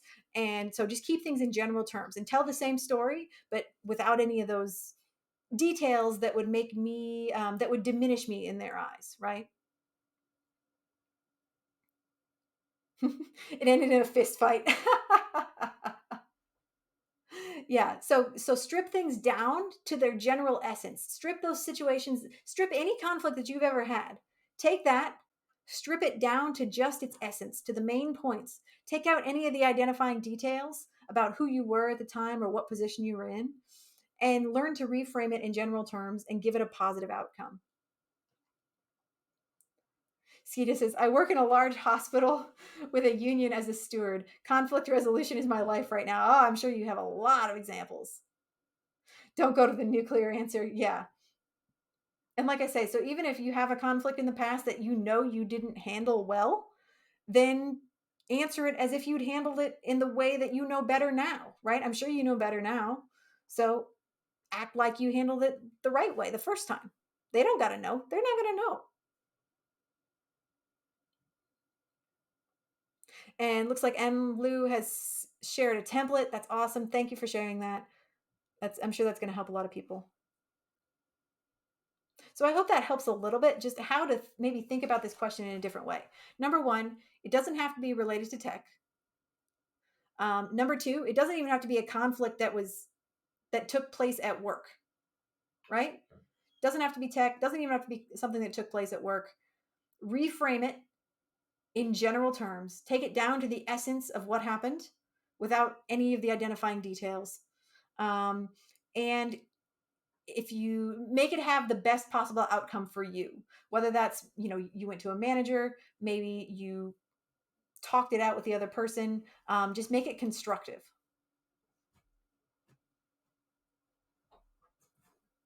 Okay, what else are we struggling? What are you I know that we're struggling with these behavioral questions, but how can I help you not struggle with them so much? Because I've actually done a previous stream where I went through each one of these behavioral questions and answered them. So if you can find that as well, it's on my YouTube channel. Just you can just search Banky on my YouTube channel, exclamation point YouTube in chat. And I went through each and every one of these and answered all of them. So you can definitely refer to that. But I also do want to help you think about how to answer them, yourself. Good. I'm glad that helps a little bit, DevFlap.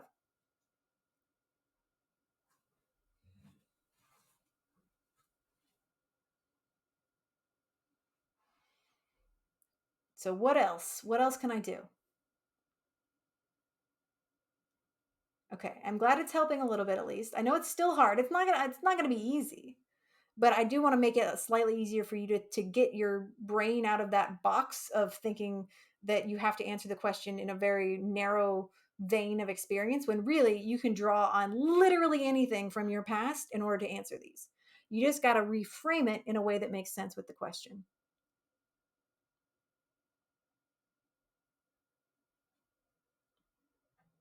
Yep, cause, action, results.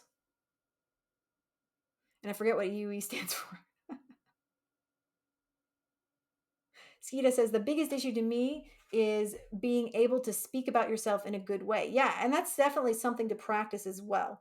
Now, something that I've suggested in the past is that if you are unable to speak about yourself in a positive way, then let somebody else do it for you. Talk to a sibling, talk to a family member who you have a good relationship with, and just say, "Hey, can you describe me in a positive way?" And please, or just sit down with me. Let's talk about each other, how to describe me in a positive way. Because sometimes you have to get out of your own head and let somebody else do that work for you. If you're not able to think about yourself in a positive way, then get somebody else's help or get somebody on Discord to do it for you. Explain use example. That's right. Applesauce brain, stream brain. It happens. Maria says, I talk to all of my flesh and do a meeting. Yeah, that's a great way. Talk to your dog. Your dog is always going to think about you in a positive way, right? Kismet, oh, that's a great question. Kismet says, is being humorous in the about yourself too much? So it depends on the humor. A lot of us, not saying everyone, but a lot of us default to self deprecating humor when we're talking about ourselves because we are uncomfortable speaking about ourselves in true positive terms. So we become self deprecating. We make jokes at our own expense. So you need to be careful about that. Being funny and making people laugh is great, but be careful that you don't turn that into a negative and emphasize your negative traits through that kind of humor.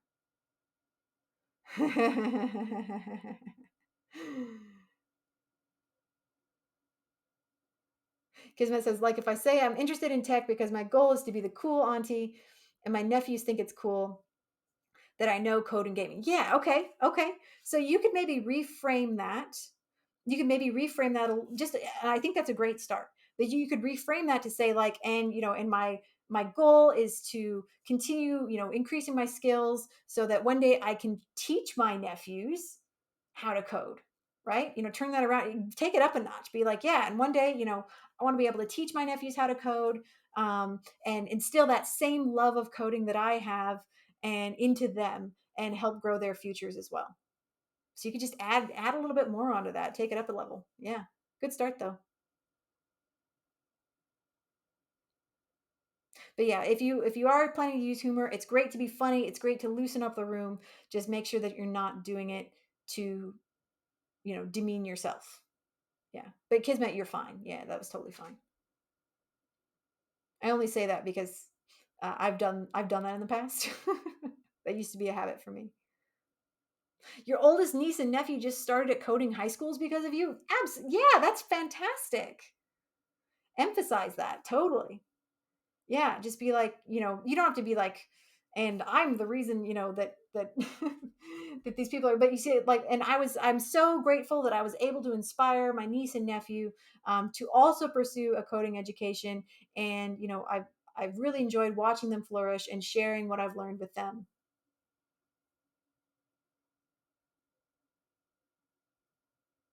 Piece of Shoe says, I can't really do that. I default to dark humor. Yeah, it's kind of a habit, isn't it? It can be a really hard habit to break. Thank you, Winnie. Yeah. Yeah, Korma, absolutely. Kismet is already the cool auntie, in my opinion. Yeah, and so emphasize that, play that up. That's friggin' awesome. That's amazing. You changed two lives, right? So yeah, play that up. You own that totally.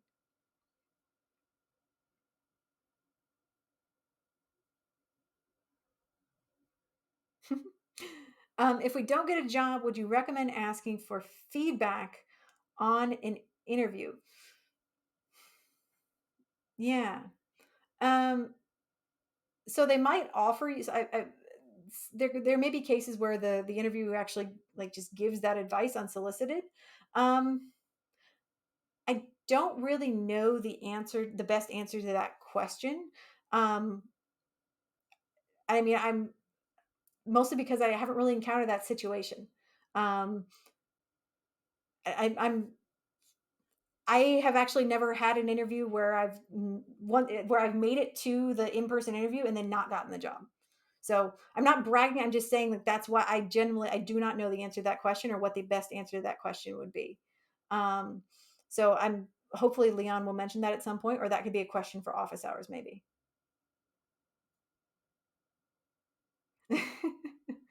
Always gets the job. Yeah, well, I'm just very strategic when I do decide to go for a new position. I'm extremely strategic about it, as as we all should be. Um, and I think that helps.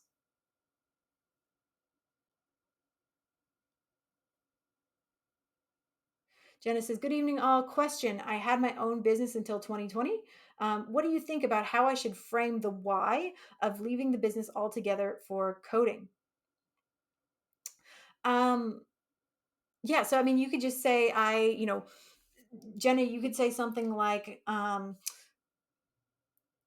I was doing my other business, I started picking up some coding skills here and there. I pursued it more and more. I developed a true passion for coding. I did projects. You could mention some of the projects that you did, project X, Y, and Z, which really showed that I was developing an interest and passion for coding.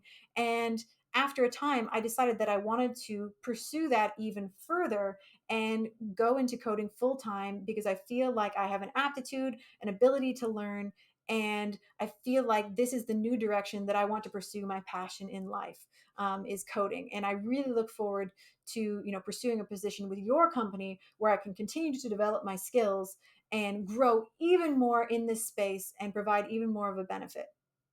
So that's what I would say. Just say that, saying in general, saying something like, I developed this passion. I started doing projects. Here's some of the projects that I did. My passion grew and grew. And eventually that passion grew so, all consuming that I decided to make that my new career path and my new drive in life. And then emphasizing that, and I want to apply that new drive in life to your company.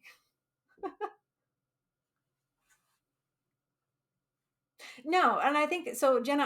I would say that you should frame that as, you know, you're still developing and you're still learning, but you have a demonstrated passion and you want to continue to develop that and learn from others. And so that's why you're pursuing a more traditional job rather than running your own business still.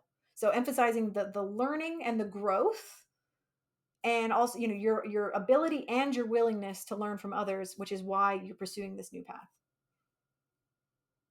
Because that's what they really want to see. Like, in the end, it's about the learning. They want somebody who they can pull into their company, stuff their brain full of all their processes, and have that person just pick it up and go. That's what they want. DevFlav says, "Mine, Wolf, were you a natural with behavioral interviews, or it took a few of them to get the hang of it?" Yeah, so it definitely took a few to get the hang of it. It does. So I will say, so like as far as like the asking about feedback thing, I did do that. So in college I had the opportunity to do some mock interviews. I did that, and then I did do one interview where I kind of knew going into it that I wasn't ready for it. um and so I literally sat down with the two people who were interviewing me. Like, it was just one of those college interviews. You just go into a room and you interview, and they're just looking for applicants. Um, and when I sat down with them, I said, "Hi, I'm really, I don't entirely feel like I'm qualified for this position. However, what I am eager for is to do an interview with you and to have your feedback so that I am ready in the next interview." And I was honest about it. And they gave me feedback right there on the spot, because I went into it like saying, like, "Look, this is what I'm here for. Um, would you be willing to interview me? And would you be willing to give me some feedback?" And they did. They were just nice. But then after that, every other interview I've had since then has been a quote unquote real one. But a lot of it, Dev Flav, is just practice. And it's not always practicing in an interview itself. It's practicing with another person. It's practicing with your dog. It's practicing on Discord. It's just going to be the practice is going to what's is going to be what's going to help that flow naturally and help you think on the fly. If you hire me, does that work? Probably not.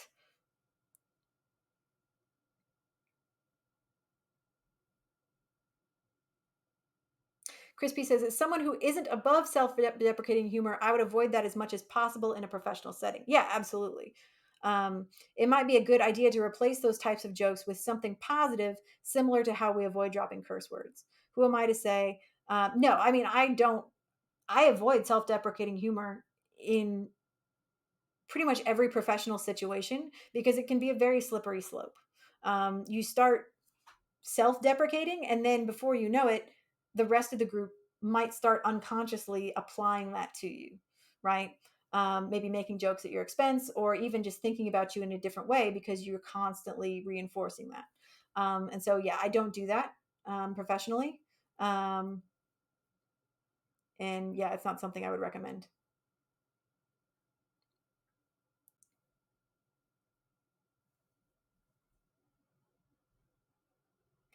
Sling Jean says, "Would the same type of speech work for someone like me who just started a new job and will leave this job in 2 to 3 months when we're really hunting?" Are you talking about the speech where I was saying, like, this is my passion, I want to learn, that kind of thing?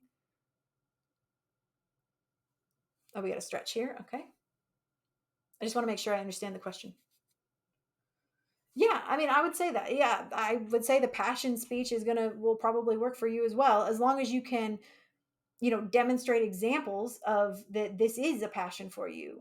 And we're going to have those examples. We're going to have projects that you can say, yeah, and I was starting to develop my skills, and I did projects X, Y, and Z.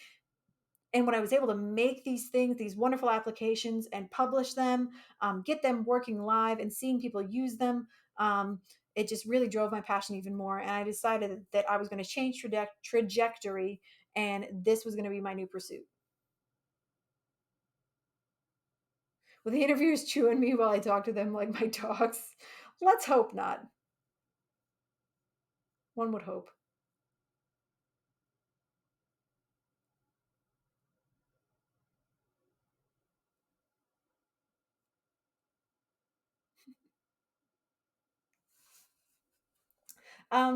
So job hopper, I mean, as long as you don't emphasize it, right? As long as you're just like is focusing on the positive in this case, right? Not focusing on how short of a time you were at your previous job, but instead focusing on your interests now, which is coding. Redev says, "I feel like the first few tech interviews will go horribly, but will be essential in the learning process." Right. And Leon straight up says that. He's like, "You're going to have interviews that suck. Um, you're going to have, you're going to apply to 60, you're going to have 60 companies on your hit list. And in the end, you're only going to have one job." Right. How do you know when you're ready? Ready for what? Can you elaborate on that a little bit? What specifically are you wondering whether you're ready for?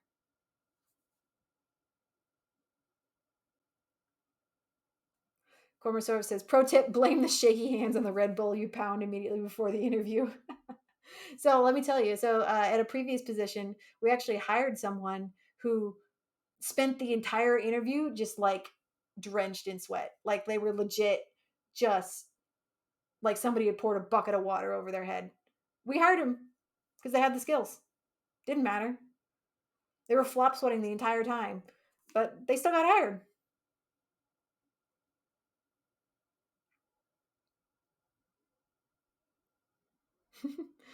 Yeah. So okay. So Maura, thank you for clarifying there. So they were asking, how do you know when you're ready for job hunting and interviews? Well, I would say you're ready now. You should start now and expect to encounter maybe some challenges along the way. But at the very least, you're going to want to, because otherwise you'll never be ready, right? There's no threshold that says, boop, boop, boop, boop, boop, ding, you're ready. Okay, go.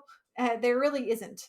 Like Leon said in the last class, I mean, there's been people that have been hired to tech jobs that only know how to make a button. Like in their technical interview, they were asked to make a button in HTML, and like that got them hired. So there's no sharp cutoff on what specifically you need to know or your skills or whatever. It's really just a lot of it is, can you answer these behavioral questions, show that you are willing and able to learn and adapt, and show that you are going to be a good fit for their team and be teachable. Because a huge part of that, again, is can they teach you?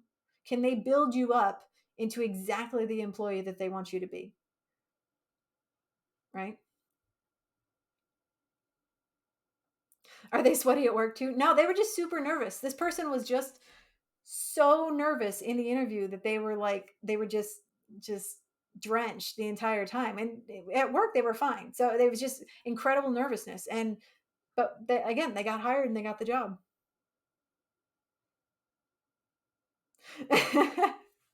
That guy, yeah, this is fine, on fire. Yep, exactly. Yep, you're never going to feel ready. That's the thing. That's the hard part. Is that you're not, but what you can do is you can practice to the point where maybe you don't feel ready, but at least you feel somewhat prepared, right?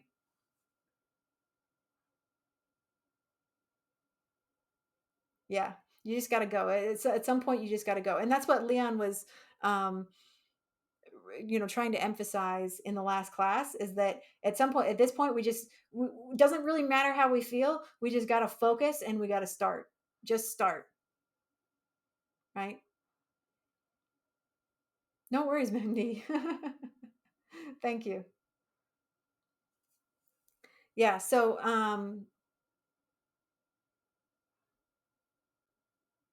let's do this. Okay, I'm gonna hopefully, this is a decent introduction to Banky if you haven't experienced it before. I know Banky, I know behavioral questions are uncomfortable, but start thinking about how to answer them in ways that apply to you. Again, not related, doesn't matter if you have no tech experience at all.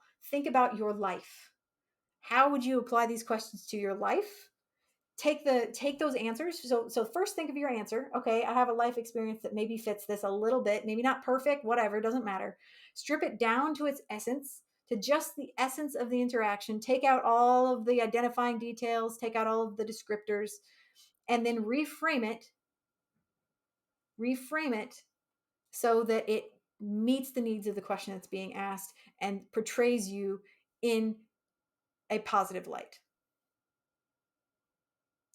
How do you address the question concerning switching from tech to non tech job where you are still going to stay with 100 devs to keep learning code and aim for a dev job while working with the new non tech job? Um, Let me think about that. I need to, sorry, I need to think through that question. So you're saying that you were working in tech and then you are in 100 devs, but you switch to a non-tech job and then but you're aiming for a tech job by the end of the hunt. Is that what you're saying?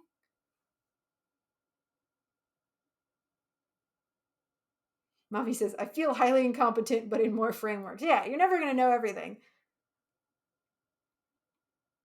Okay, so Nightly, I mean, I wouldn't necessarily emphasize, I was in a tech job and then I went to a non-tech job. I wouldn't emphasize that at all. Um, I would maybe more focus on the skills that you picked up in the non-tech job, um, and thinking about like because eventually the end goal is that you're going back to a dev job, right?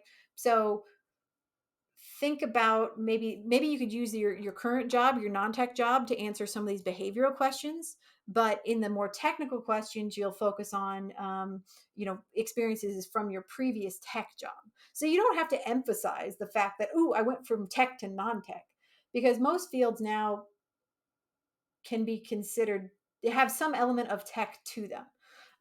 So I wouldn't emphasize that at all. I'd just be like, yeah, I changed.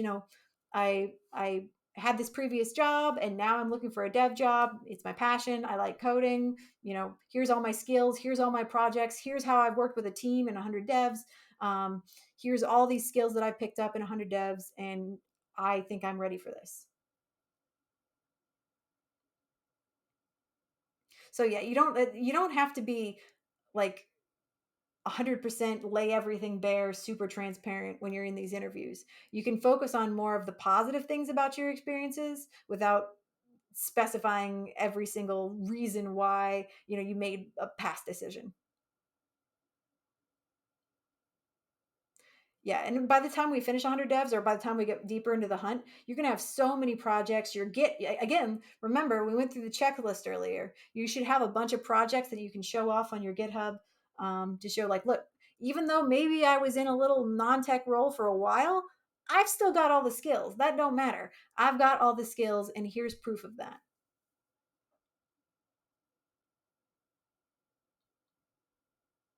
Trust your skills, right? Trust your skills and be prepared to demonstrate them. Okay, so in my experience too, I went from like an analyst job, data analyst job. I was working with Excel, doing some like GUI based uh, logical like automation stuff on the side, but it wasn't coding. It was using GUI elements, um, doing some SharePoint work, Excel, SharePoint mostly.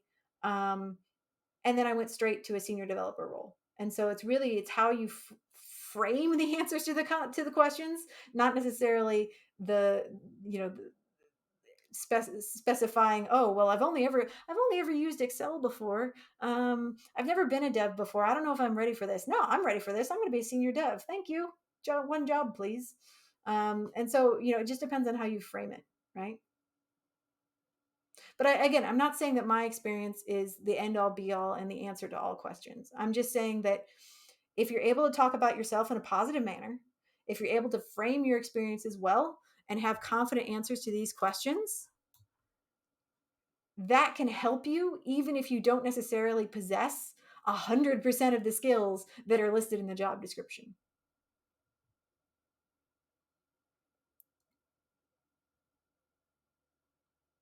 Slinging says, that's what I'm doing. Supply chain analyst. Ooh, that's a great role. A lot of Excel, but also a lot of problem solving and a lot of logical thinking. Because I was an operations manager for a while too, and yeah, that's an extremely logical role. Lots of you know, decision making, logistical planning, um, stressful situations, potentially conflict management, depending on your specific role. So yeah, you got a good set of skills there. One job, please. Yeah, absolutely.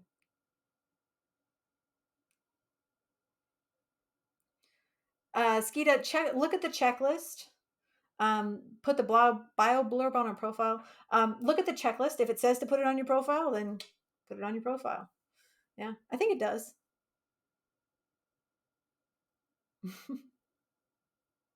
Fake it till you make it. And that's part of it.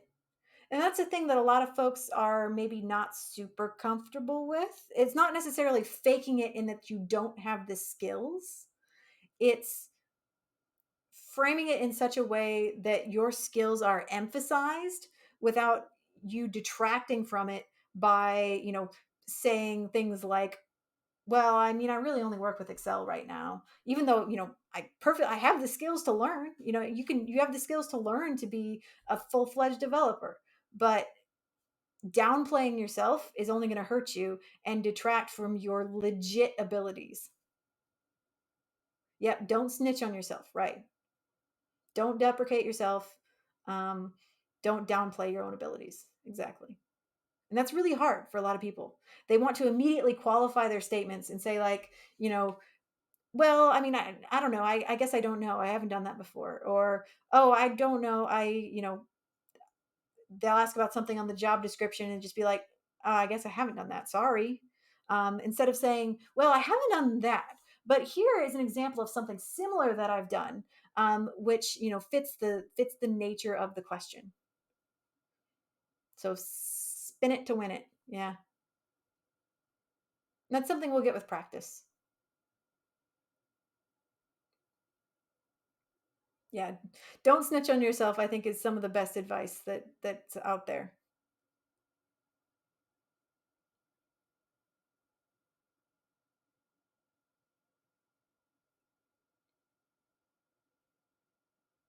We totally missed our last break, but we've been having such a good conversation. I didn't really want to stop. I felt like we'd lose momentum if I did.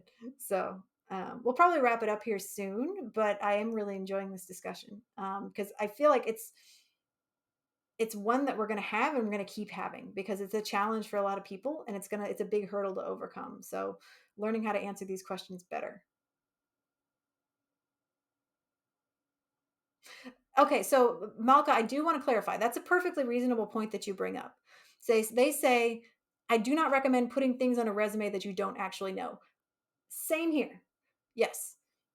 And I'll clarify a little bit what I mean. So, but they say, I've done so many tech interviews and it's so obvious with candidates don't actually know anything about what they've listed as skills they have. Yes. Don't lie about your specific skills. Yes. Um,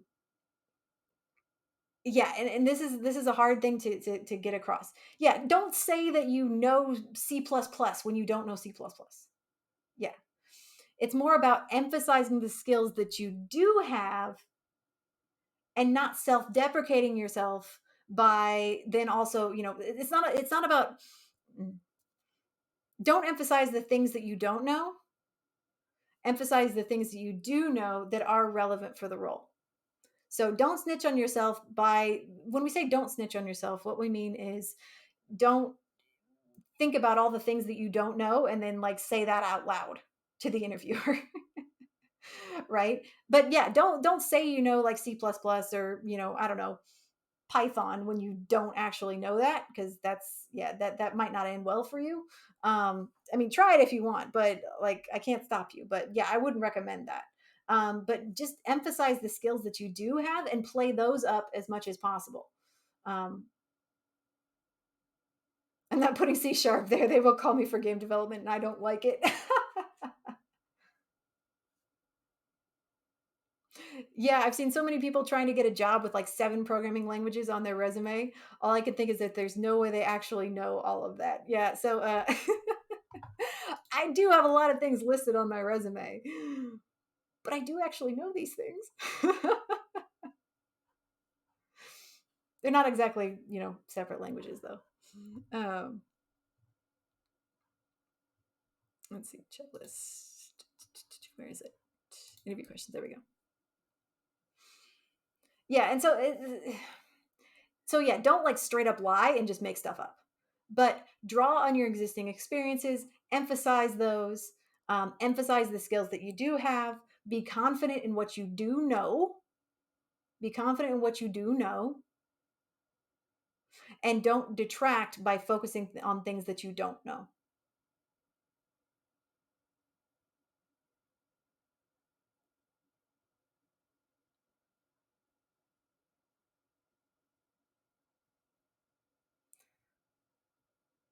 What if you have some knowledge of them? Well, if you have some knowledge of those skills and um, you're willing to and you're able to talk about them, then you just have to be ready to be asked, right?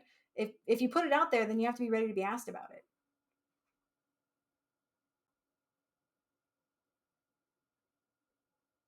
Should we only apply to companies that have a position for a MERN stack only, or it doesn't matter the stack? Well, I mean, if you're looking for a MERN stack role, then you should apply to companies with a MERN stack role. But I mean, in the end, it's going to be where do you want to work, right? What do you want to work for, and can you tailor yourself to meet the needs of that position? So don't limit yourself, right? Oh, thank you for the raid, Omi fans. Thank you. Hey, welcome. Hey, C Films. Hey, Mario. How's it going?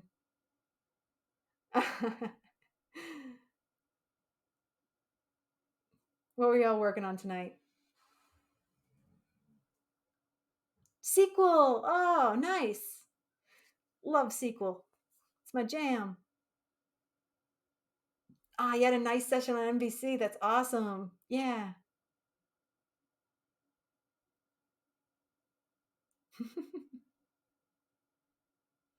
Hey, Segvolt, we've done a lot this evening. We have essentially we talked over every single thing that Leon wanted us to do for this week. So we talked about string methods. We did a couple code wars. We did a couple string code wars with the prep method. Um, we went through the checklist. And the last thing we're doing here tonight is we're just talking about the bank and talking about those behavioral questions that people struggle with so much. So yeah, that's what we're working on, Segfault. We're getting ready to wrap up, but we had such a good conversation. We've just been keeping it going. Oh, Segfault, you're not familiar with 100 Devs. Well, what 100 Devs is, it's an agency where a lot of times folks come in with no prior coding knowledge, teach them about web development for free. There's no cost. Learning web development for free on Twitch and on Discord. And then in the end, working through how to get a job and enter that world of tech. So I am a SQL developer, but I joined 100 Devs to learn web development. And now I'm building apps, full stack apps. Um, you know, front end server back end. So yeah, I started out having no knowledge of web development and now we're building apps. So it's pretty rad. Cool course. If you want to learn more about it, you can do exclamation point Leon in the chat box there. And you can check out the Discord, you can check out the website and decide for yourself if it's something you might be interested in.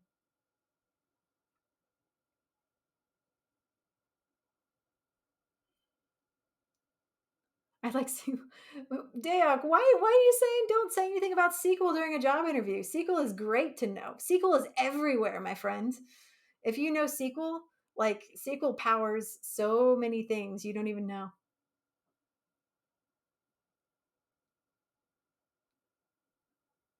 Hey, Segfault.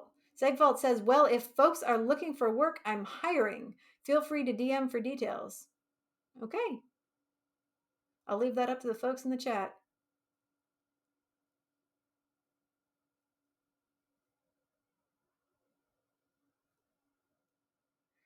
And Silva says, "What if they're looking to hire an AWS developer? Even though my stack is MERN, even though my stack is MERN, should I still apply?" Well, if you apply out of the blue, you're probably not getting in. You would probably need to have some kind of prior connection with someone who works there, who can vouch for the skills that you do have. If that person thinks you might be a good fit, then you might get an in. But yeah, if your skill set doesn't match up, just clicking apply is probably not going to work.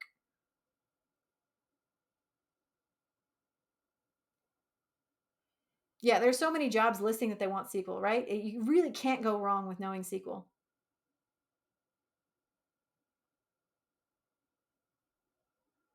Yeah, and knowing MongoDB, knowing how to work with MongoDB is great too. Just saying that SQL is also great. Malkavius says, we're hiring C# devs. Okay, rad. Empress says, I want to know SQL next. Well, if you would like an introduction to SQL, I have an intro to SQL stream that I did a few weeks ago. So feel free to check out my YouTube channel, exclamation point YouTube. I have an intro to SQL stream, and you can learn a little bit about it and even do some practice in a SQL sandbox to try some SQL queries in a nice, safe, harmless environment of your own where you can follow along. Magic says, I'm not in a tech job currently, but taught myself basic SQL because it was desperately needed at my job. Now I'm the SQL guy at work. That's awesome. It's a great skill to have. That's kind of how I picked it up. I was not in a dev job. Um, I was just in a job that needed a little SQL to do stuff here and there. And so I started to pick up a little bit of SQL. And that snowballed into knowing more and more and more and more and more. And then eventually landing me a dev job as a SQL dev. So yeah, you can absolutely get there in that way.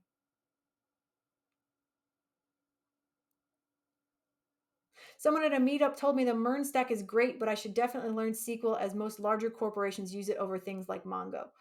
I get why we're learning Mongo though. Yeah, Mongo is great because it interfaces, it uses JavaScript, which you already know, to do all these standard database operations. So it's a very easy transition. It's not a new language. Just use JavaScript, build stuff, and go. Right. But a lot of larger corporations do use SQL, and a lot of tools, even GUI based tools, use SQL as their backend. And so knowing a little bit can be good. Even just writing simple queries can kind of give you a leg up.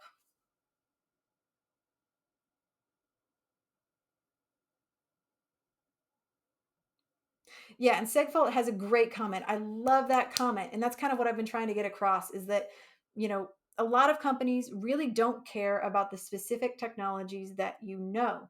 So the long list of things. As long as you have some relevant technologies under your belt and an aptitude and desire to learn, companies will often be more than happy to invest in your development to come up to speed on their particular stacks. And that's what I was saying earlier is that companies don't like the reason they're asking you these behavioral questions, all of this stuff, is because they want to know that you're someone that can learn and adapt and that they can pull and mold and stuff full of their processes, right? They want to take their processes and procedures and cram them into you as fast as possible, get you up to speed and get you producing value for them. So in order for you to do that, you need to be able to learn, adapt and grow quickly. And so that's what these behavioral questions are for. And so I really appreciate that Segfault said that because it's very true. So it's not necessarily that you know everything about Node or whatever, or Express or I don't know Mongo. It's that you've demonstrated a past ability to build things, the projects, teamwork, that kind of thing. You have teamwork skills, which we're going to get from the team projects. Um, you have skills from all the different projects that we've done, um, and you're able to adapt and learn and pick up new processes quickly.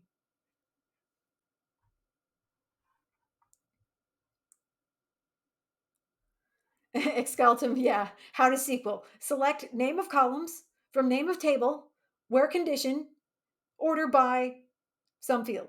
Exactly. That's literally a basic SQL statement. If you go to my Twitter profile, um, that's literally my header picture. I don't know if you all have seen my Twitter profile. My header picture is literally a generic SQL statement, and that is what most SQL statements will look like, or queries, I should say. They can get more complicated when you're actually building things, but for basic SQL, you really just need to know how to do queries and maybe some simple joins. I'm not saying go, and by the way, I am not saying go learn SQL. I'm just telling you that it's used a lot of places. So, at some point you may want to pick some up, but I'm not saying go learn it because that's not the point of, 100 devs. Just saying. Clarifying there. It's rarely the case that not knowing their specific stack is a deal breaker, right? You should have as many of the skills as possible and then really friggin' knock the behavioral questions out of the park and you'll be in.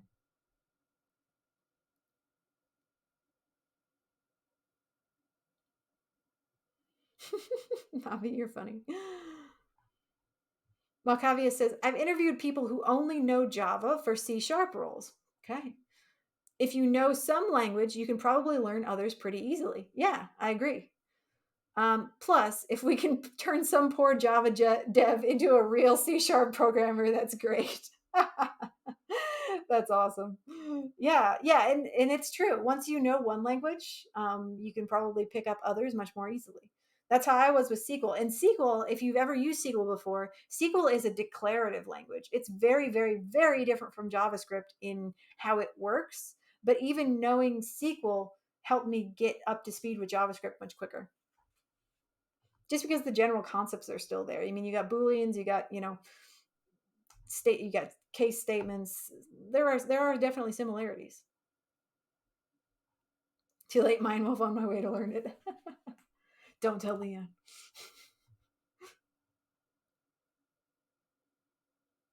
Yeah, Ghibli, if you are curious about SQL, just check out, you can always just check out my intro stream at some point. That'll really just give you the crash course basics, and you don't got to go find it yourself and spend the time on that. You can just, check out my stream and see if it seems interesting to you, and then pursue it later on sometime. But really, in that stream, a lot of what I covered was just like enough for you to be dangerous with a sequel and see if you're interested in it.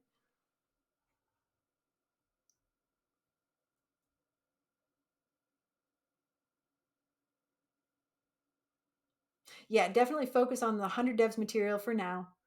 Yeah, absolutely. Don't get it twisted. Focus on 100 devs material for now, by far. Yeah, don't get distracted. I think we're even going to touch on SQL a little bit later in 100 devs, so just wait. We'll talk about it eventually.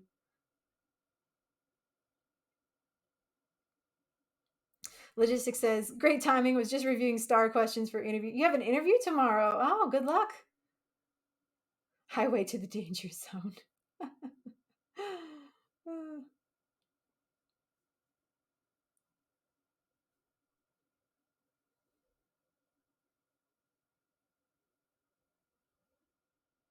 Let's see. Language is not the problem, and getting to know the specific library takes time. Yeah, but you want to be employed, while you're learning that library, right? Get the job and then learn the stuff while you're working. Malkavia says, my company is abnormal. The teams have absolute power over hiring. We tell the manager to either extend an offer or not. Our team cares about personality fit more than anything, as long as you have some aptitude and passion. Yeah, that's awesome. That's great. Determining the team fit, and then deciding as a group whether to extend an offer. That's rad. I like it. Do I have the updated 100 devs assignment link in the MVC assignment? What are you looking? I'm not quite sure. What are you looking for exactly? I mean, all the assignments are always on the follow along materials channel. So if you need to know where to turn the assignment in, just go on the Discord, go to the follow along materials channel, and you know, uh, you should be able to find everything there. Yeah, I mean, all the links are here. So I don't have anything that Leon doesn't have, right? So I don't create any of the course materials myself.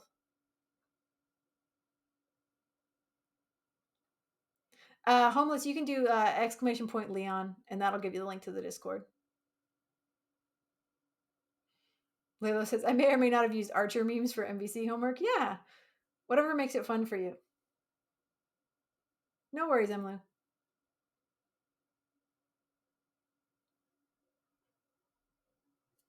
There you go.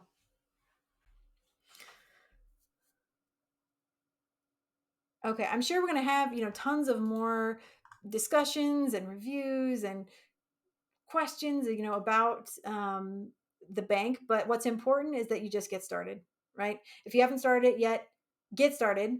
Try to answer at least one question per day. You're probably going to have to speed it up because, I mean, there's a lot of questions here, but that could be a good place to start if you're struggling getting started. Answer one question on the Banky per day, then maybe eventually try to do like one behavioral and then one technical. So, one behavioral, one technical, try to answer them both and work your way down. No worries, Skeeta. I'm glad it was helpful. 174. Okay, so divide that by, when you want to have a job by, and then answer that many questions per day. I don't know. Just get there, just start, right? That was literally if you recall, that was literally the homework. The homework was start. So whatever you got to do to start, just start. So speaking of that, let's just go ahead. Let's bust out one more Code Wars, right? Let's do one more Code Wars, and then we'll wrap it up for the evening, okay? So we let's see, we did this one, and for those of you who may have just joined us, what we are doing is part of the assignment that's due this week. So I'm not just doing these for my own health. It's literally part of the assignment that's due this week. Do 5 Code Wars that are tagged as strings. So we've done 2 already. If you missed those, you can always rewind the VOD later on and get them. Do 5 Code Wars. We've done 2. Let's do one more, and then I imagine you'll be able to do another 2 by yourself. And what we've done is we've gone over to Code Wars. We have filtered them down to 8 cues only, and we have also filtered them down to only strings, because that's what we were expected to do, right? We were expected to do the Code Wars that were tagged as strings, 8Q, and I went ahead and filtered them by hardest. You don't have to do this. I just was having a little fun, and we filtered by hardest, and we've done a great job of tackling them, even the hard ones. So that means that if you sort them by most completed or something easier, then you should be able to solve 5 of these no problem. Ray Anthony, just 5, not 5 per day. No, just do 5. Do 5 string Code Wars specifically. Yeah. Just doing one. So like Ryan says, just doing 1 per day adds up. Absolutely. Yep. And that applies to both Banky and to Code Wars, to both. It really does add up. Like they say, the best time to plant a tree was 10 years ago. The next best time is now. So if you haven't been doing it, start now, and it'll still benefit you. There's another group of people who misread and thought it was do 5 cues. Holy cannoli. I don't even want to do that.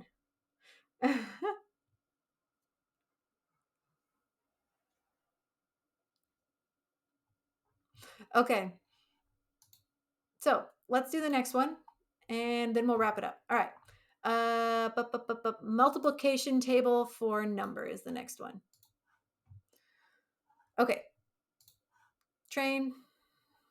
Let's take a look. Fear.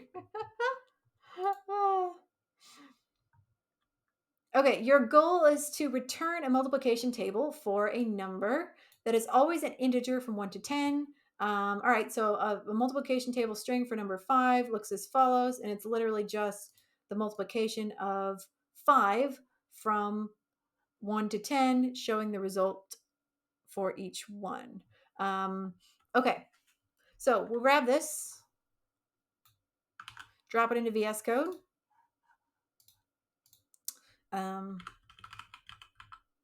Multiplication. There we go. Okay.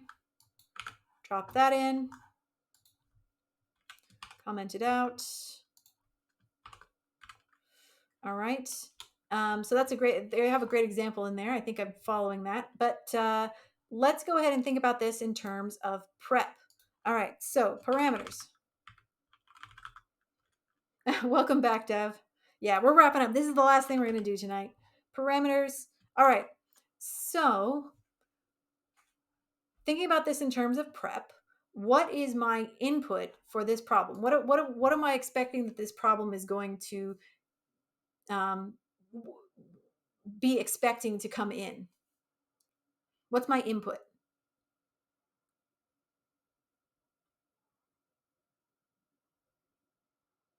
Solve them all using regex. Now we're not doing any regex at all. No regex allowed, my friend. Literally, no. We are yeah, no regex is going to be allowed.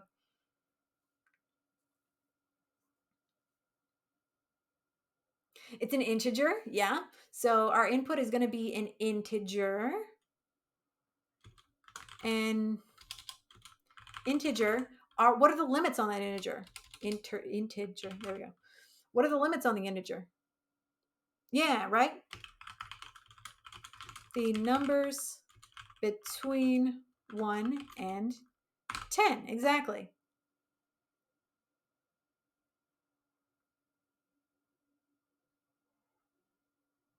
Yep. 1 to 10.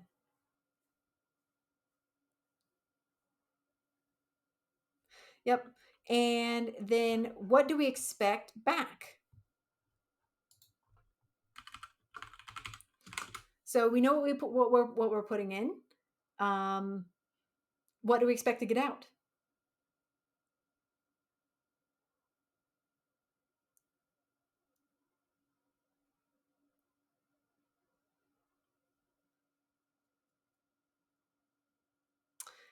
Yeah, right. It's going to be what we expect to come back is a string which contains the multiplication table for the input value from 1 to 10. But so yeah, so it's the multiplication table of the input value from 1 to 10. And what else do we see about this that we may feel we need to emphasize? Okay, we know it's the multiplication table from 1 to 10 of the input value. What else do you think we should mention here? Line breaks, exactly. Yep. Each table should be separated by line breaks, indeed. Yep. And then we could put the example of that there in parentheses. Yeah. N. Yep. Have to break it up in lines. Tech 2, welcome to the stream. Yeah. We are using the prep method to solve Code Wars and really talk through what the problem is asking for, what it expects to get back, examples, and then how we might solve it. Yeah. Okay. Each equation in the table should be separated by line breaks. Perfect. I think that's pretty good. So the example here is going to be, let's see, did they give us test cases? Yeah, they did. So essentially in raw form, what they want is something like this. And this is helpful because it shows us the unformatted version. So what they show here is a formatted version of what they want, but that's really not it. Cam the Goblin. Oh, thank you for the raid. Goblin raid. Hey, Cam. Goblin raid indeed. Thank you. What were y'all working on? Welcome. What were y'all working on? Goblin raid. Thank you.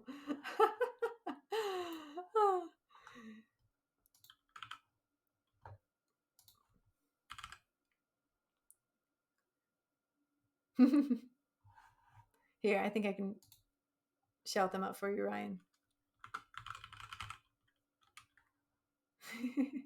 What were you doing, Cam?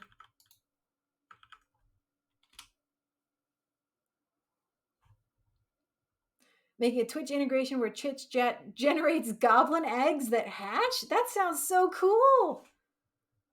Wow. That's rad. Definitely check them out. That sounds like an awesome project. Well, what we're doing is we are just practicing using the prep method to solve some code wars. So getting better at interviews, getting better at code wars, getting better at life through prep. And in general, just talking about interview stuff and how to get ready for the job hunt and get a job in tech. Yeah. All right. So for this one, this is nice because this test case is kind of showing us the raw um, output of what they want in the end. And so we can see that each line is separated by, a slash n for the line break, with no additional spaces around it. And that's important too, like knowing that there's no spaces around this. We just have the end of the equation, line break, next equation, right? It's been a lot of fun. I'm sure it has. That does sound really fun. All right, so those are our examples. Let's see, I need to put. All right, and let's pseudocode is the last step. Pseudocode. I probably spelled that wrong, but whatever. All right. So, what are some potential ways that we could take in a number, an integer, um, and then generate this multiplication table? So, you don't have to like paste the exact solution. We're looking for pseudocode here. What are some ways that we could solve this in general terms? The goblins are super cute. I'll have to check it out. What are some ways that we think we could generate this desired output? A loop, sure. I would do a for loop that counts to 10. Yeah. Template strings in a loop. Okay. Yeah. So bringing in some of the ES6 elements. I assume you mean like template literals. Each time, okay, and each time it would push to an array with the solution. Sure. A loop pushing template strings to an array. A for loop, a template literal. Then I would join it to a string with the line break. Yeah. Okay. So kind of the vibe I'm getting from everyone is that we would uh, we would create a loop that counts to 10, and within each loop, um,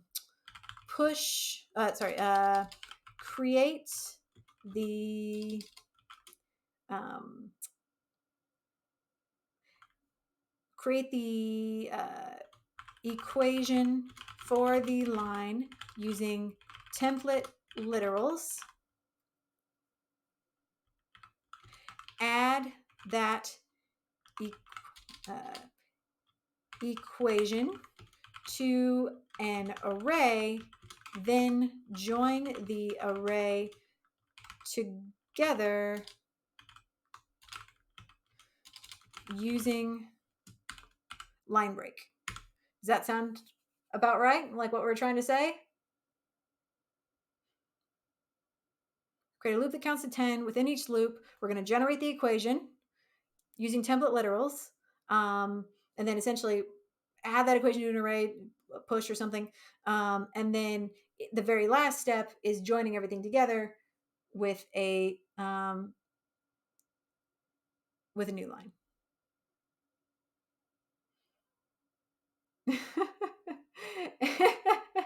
Hey, Zero. I like that analogy. Yeah, feel free to stay on stream though. It's all good. Code Wars, if you haven't done, Code Wars, they can seem a little daunting, but they're great for practicing JavaScript methods and getting the fundamentals down. Absolutely. A lot of us have been practicing Code Wars for a while, so we were pretty quick at coming up with solutions, but when first starting, a lot of us took a long time to solve very basic problems. And some of us are still getting there, right? Okay, so let's think about applying this. All right, so what was the function? I didn't copy the function.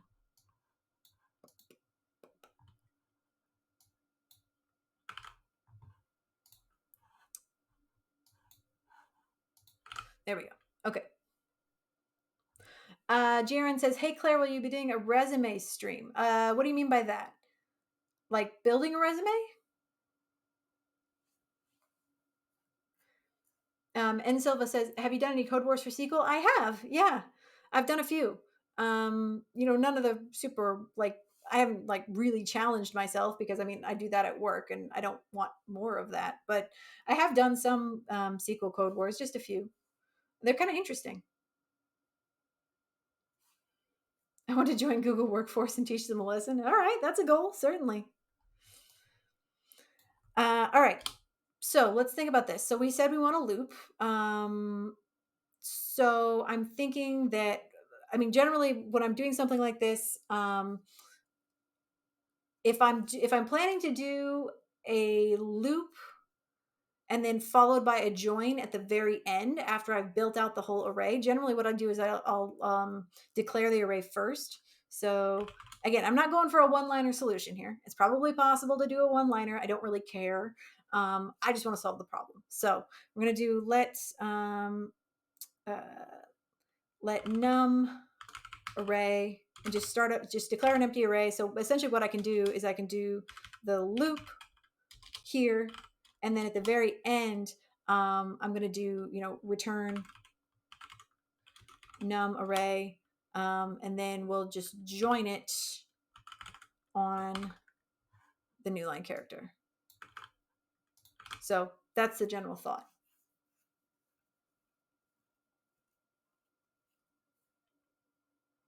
What are we hunting? Hunting for bread. That's right. Hunting for dollars. Hunting for jobs. Beefing up our resumes. I'm having a hard time describing the duties at 100 devs and making it look good and presentable. Yeah, so I think I would maybe defer to Leon a little bit for that. I'm sure we're going to be doing some additional classes specifically on resume building. But yeah, we'll do. I'm sure we'll do more talks about resumes and checklist items as we go along.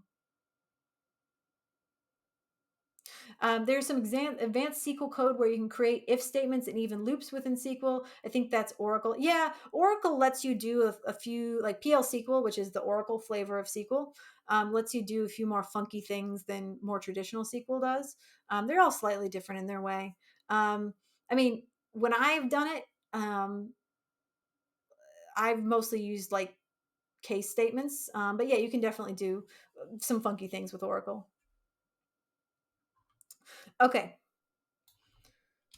So again, not saying that this is the best or most efficient way to do it, but I think it's the most readable way. So we've got our blank array. Now here we're going to do our loop. So somebody mentioned they want to do a for loop. So that's what we'll do. Let I equals 1 or 0, however you want to do it, but we're just going to do it this way. So we're essentially, well, I guess we need to start with 1, right? Because we're building the multiplication table. So we're going to print each value 1 through 10, build our equation using template literals. And so, yeah, starting with 1 will be the easiest way. And then, yeah, that should be fine. So we'll do I less than or equal to 10. And then I plus plus. Yeah. I always forget the semicolons. I don't know. Perpetual problem. Okay. Oh, wait, no semicolon there. Sorry. There. All right. 11. What's the most prestigious form of SQL? I don't know. I feel like T-SQL and PL-SQL. So T-SQL is Microsoft SQL, and PL-SQL is Oracle SQL. Those are like the big daddies. Those are like the ones that like big corporations are going to most often use. But really, any flavor of SQL is fine. Postgres is the one that you see a lot in open source projects and that kind of thing. If you know like one flavor of SQL, you can easily transition to others. Yeah, you can easily transition from one flavor of SQL to another. I've done it. I started out in T-SQL, which is Microsoft SQL, and I moved to Oracle SQL in my current role. So, yeah, and Silva, so check out my previous stream on Intro to SQL, and I give you like exactly where you can go to get a nice SQL sandbox. Yeah, you don't have to install anything. It's all in your browser. The test data is all there. You don't have to build anything. You can just go straight in there. It's on W3. You can just go straight in there and start doing SQL. So just check out that stream. I don't have the link, but it's on just the W3 schools, and you can just do SQL queries there. Okay. So inside of our for loop, essentially all we need to do there is just push.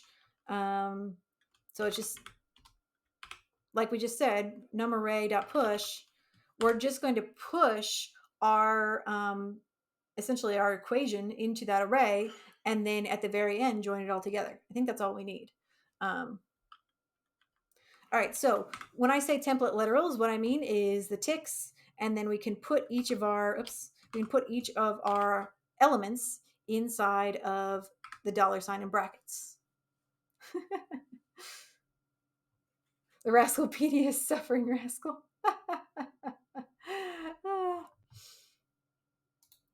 Okay, so if I want to build this out, let's think about how to build this, right? So it needs to look like this. I'm just going to copy. Let me copy this one. I'm going to copy this so we can see it a little better. All right, so if I wanted to build this out of only the inputs that I have, how might I do that using template literals? So I'm gonna put this to you. So how would I build this using template literals?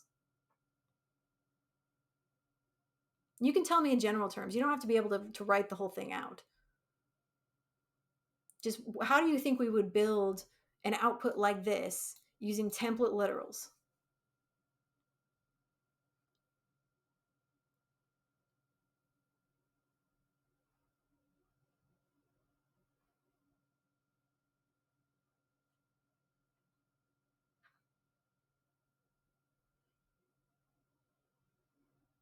Sure. Yeah. No, I see what you're saying, DevQuest. Yep. Yep. So we could do that. So let's think about that. So what DevQuest suggested was essentially saying I. So I'll type this out and then we'll talk about why it works. And then what did we pass in? We passed in number, and then yep, good suggestions there.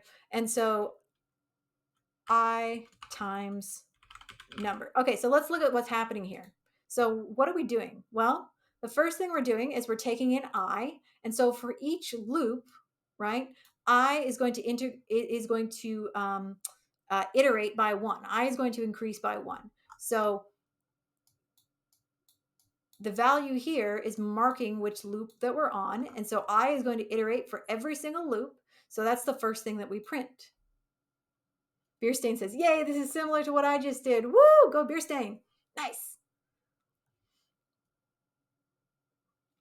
Oh, sorry. It's this.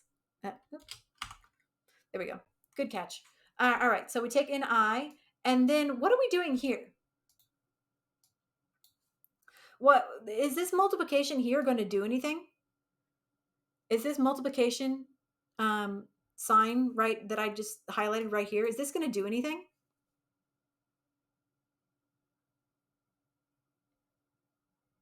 Right. It's not going to do anything because it's a string, because we are inside of our tick marks here. We're building a string using template literals. And so any value that we put outside of the template literal brackets is just going to be a string, right? It'll just write it. Yeah, exactly. It's just writing this as a string value. Exactly.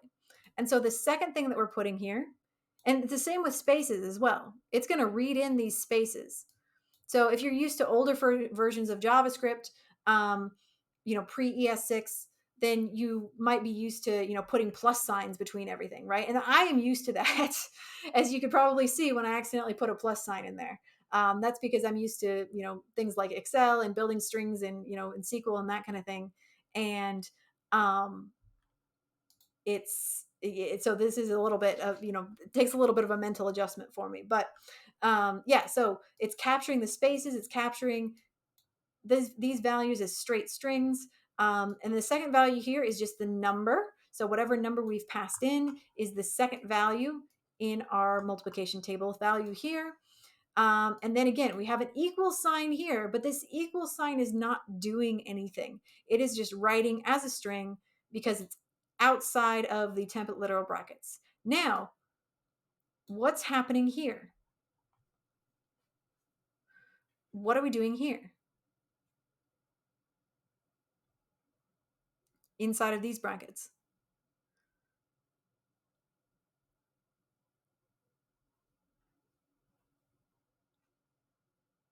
Yeah. So here we're inside of these template little brackets. And so inside of the brackets, it's actually calculating the value.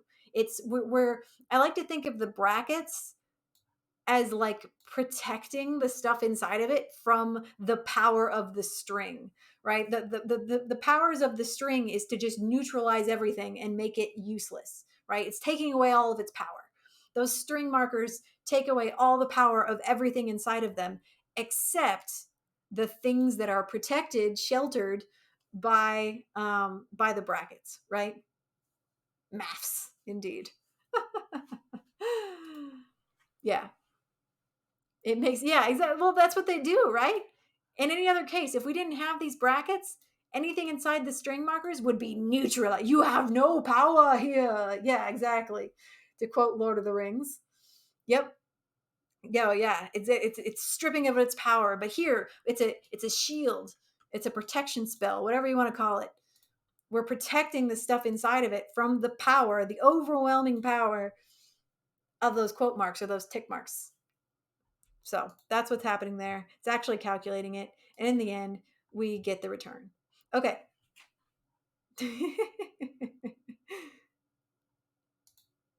So let's try it. Oops. Multi-table. And then we'll just pass in 5. We'll do the example version. We could have done this with CodePilot and go home. Yeah, but occasionally you actually have to like do stuff, unfortunately. 5Q earn. Nice. Way to go, DevQuest. All right. Somebody said earlier that I could leave the returns in here, that I didn't have to change these to console logs. So let's try it. Let's just try it as is. So somebody told me earlier on in the chat, they were like, nah, you don't got to change these to console logs. You can leave it as return. So I'm going to try it. I am skeptical, but we'll see. All right. Multi-table 5. Let's see. I think I've got everything in here that I need. Push. I think we've met all the requirements of the question. So let's try it. Yeah, that didn't work.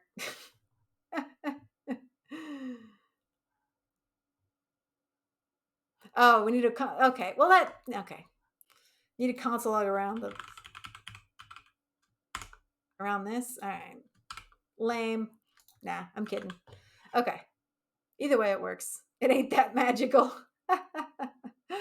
Okay. There we go. All right. All right. This might look a little weird but it's actually giving us what we wanted, right? It's actually giving us the equations with the line break symbols in between and no spaces, which is exactly what we wanted. That's just the raw output that's unformatted, right? Oh, okay. Yeah, that makes sense. All right, so let's try this in Code Wars. Boop, boop, beep. Drop that bad boy in there. Try the tests. Oop, okay. So I probably have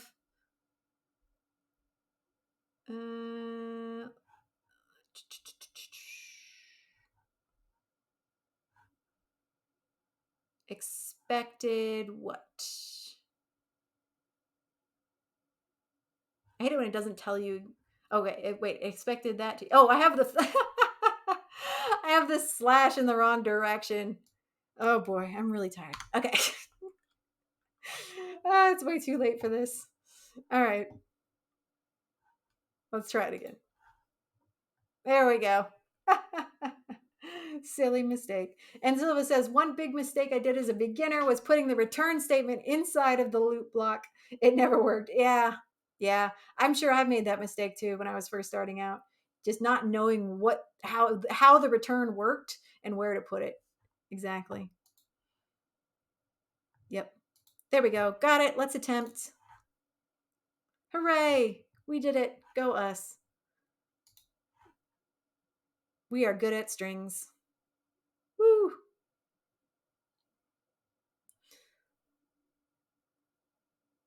Also, you can copy and paste and put a console log in another line and then comment it out. Yeah, you can do that as well, which is what I do because I'm lazy.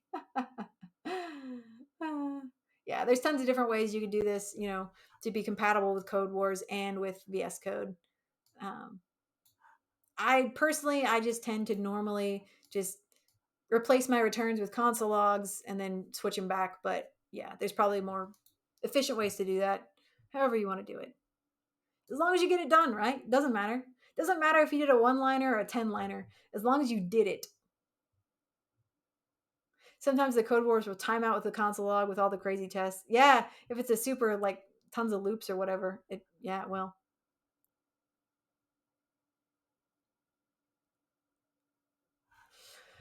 All right. Well, I think it's time to wrap it up, folks. I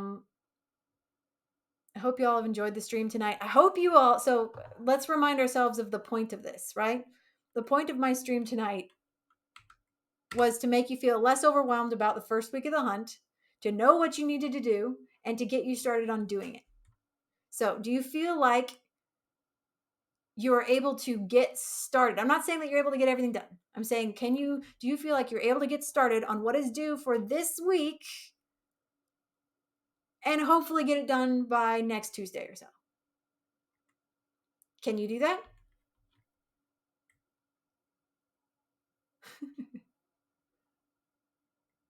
Get started? Yes. Great. I just want to hear that, you feel like you can get started. Halfway there. Nice. Yeah. All right. Kinda. Okay. That's fine. All right. So these are the things, right? Read about your string methods. Get your Anki. Do 5 code wars. We did 3 code wars on stream. You are over halfway there with the code wars. You can do another 2 in the next 7 days. All right. And then the other thing is the checklist. That's the big challenge, right? So hopefully doing some of this stuff on stream has freed you up to have more time to finish your checklist. All right? Cool. Cool. And then that's really all you got to worry about. Don't think about anything else. Just do these things and you'll be fine. I'm making a GIF for a project. Where's my medal? Nice. I'm glad it's been helpful. Tech 2, if you want the checklist, Tech 2, go to the Learn with Leon channel. Go into his chat and type checklist there. Ninja Erica, if you're looking for the bank, type !bank instead of banky. So go to Leon's chat. You can type !checklist for the checklist. You can type !bank for the bank in Leon's chat on this channel where I'm at right now, Learn with Leon. Go there and you'll get all the resources that you need. All right. Let's think about somebody to raid, shall we? All right.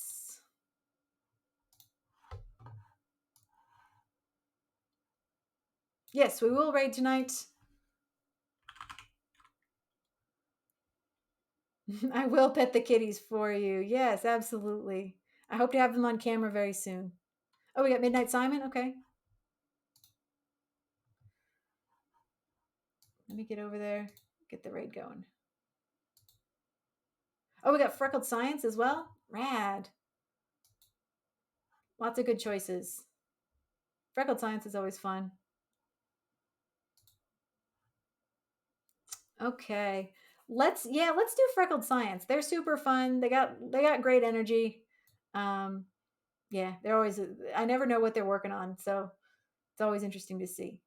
But yeah, I probably won't be sticking around. I'm probably gonna go to bed, but I hope you all enjoy Freckled Science. Again, super fun. Please you know, say hi to them and enjoy their content. So raid is starting.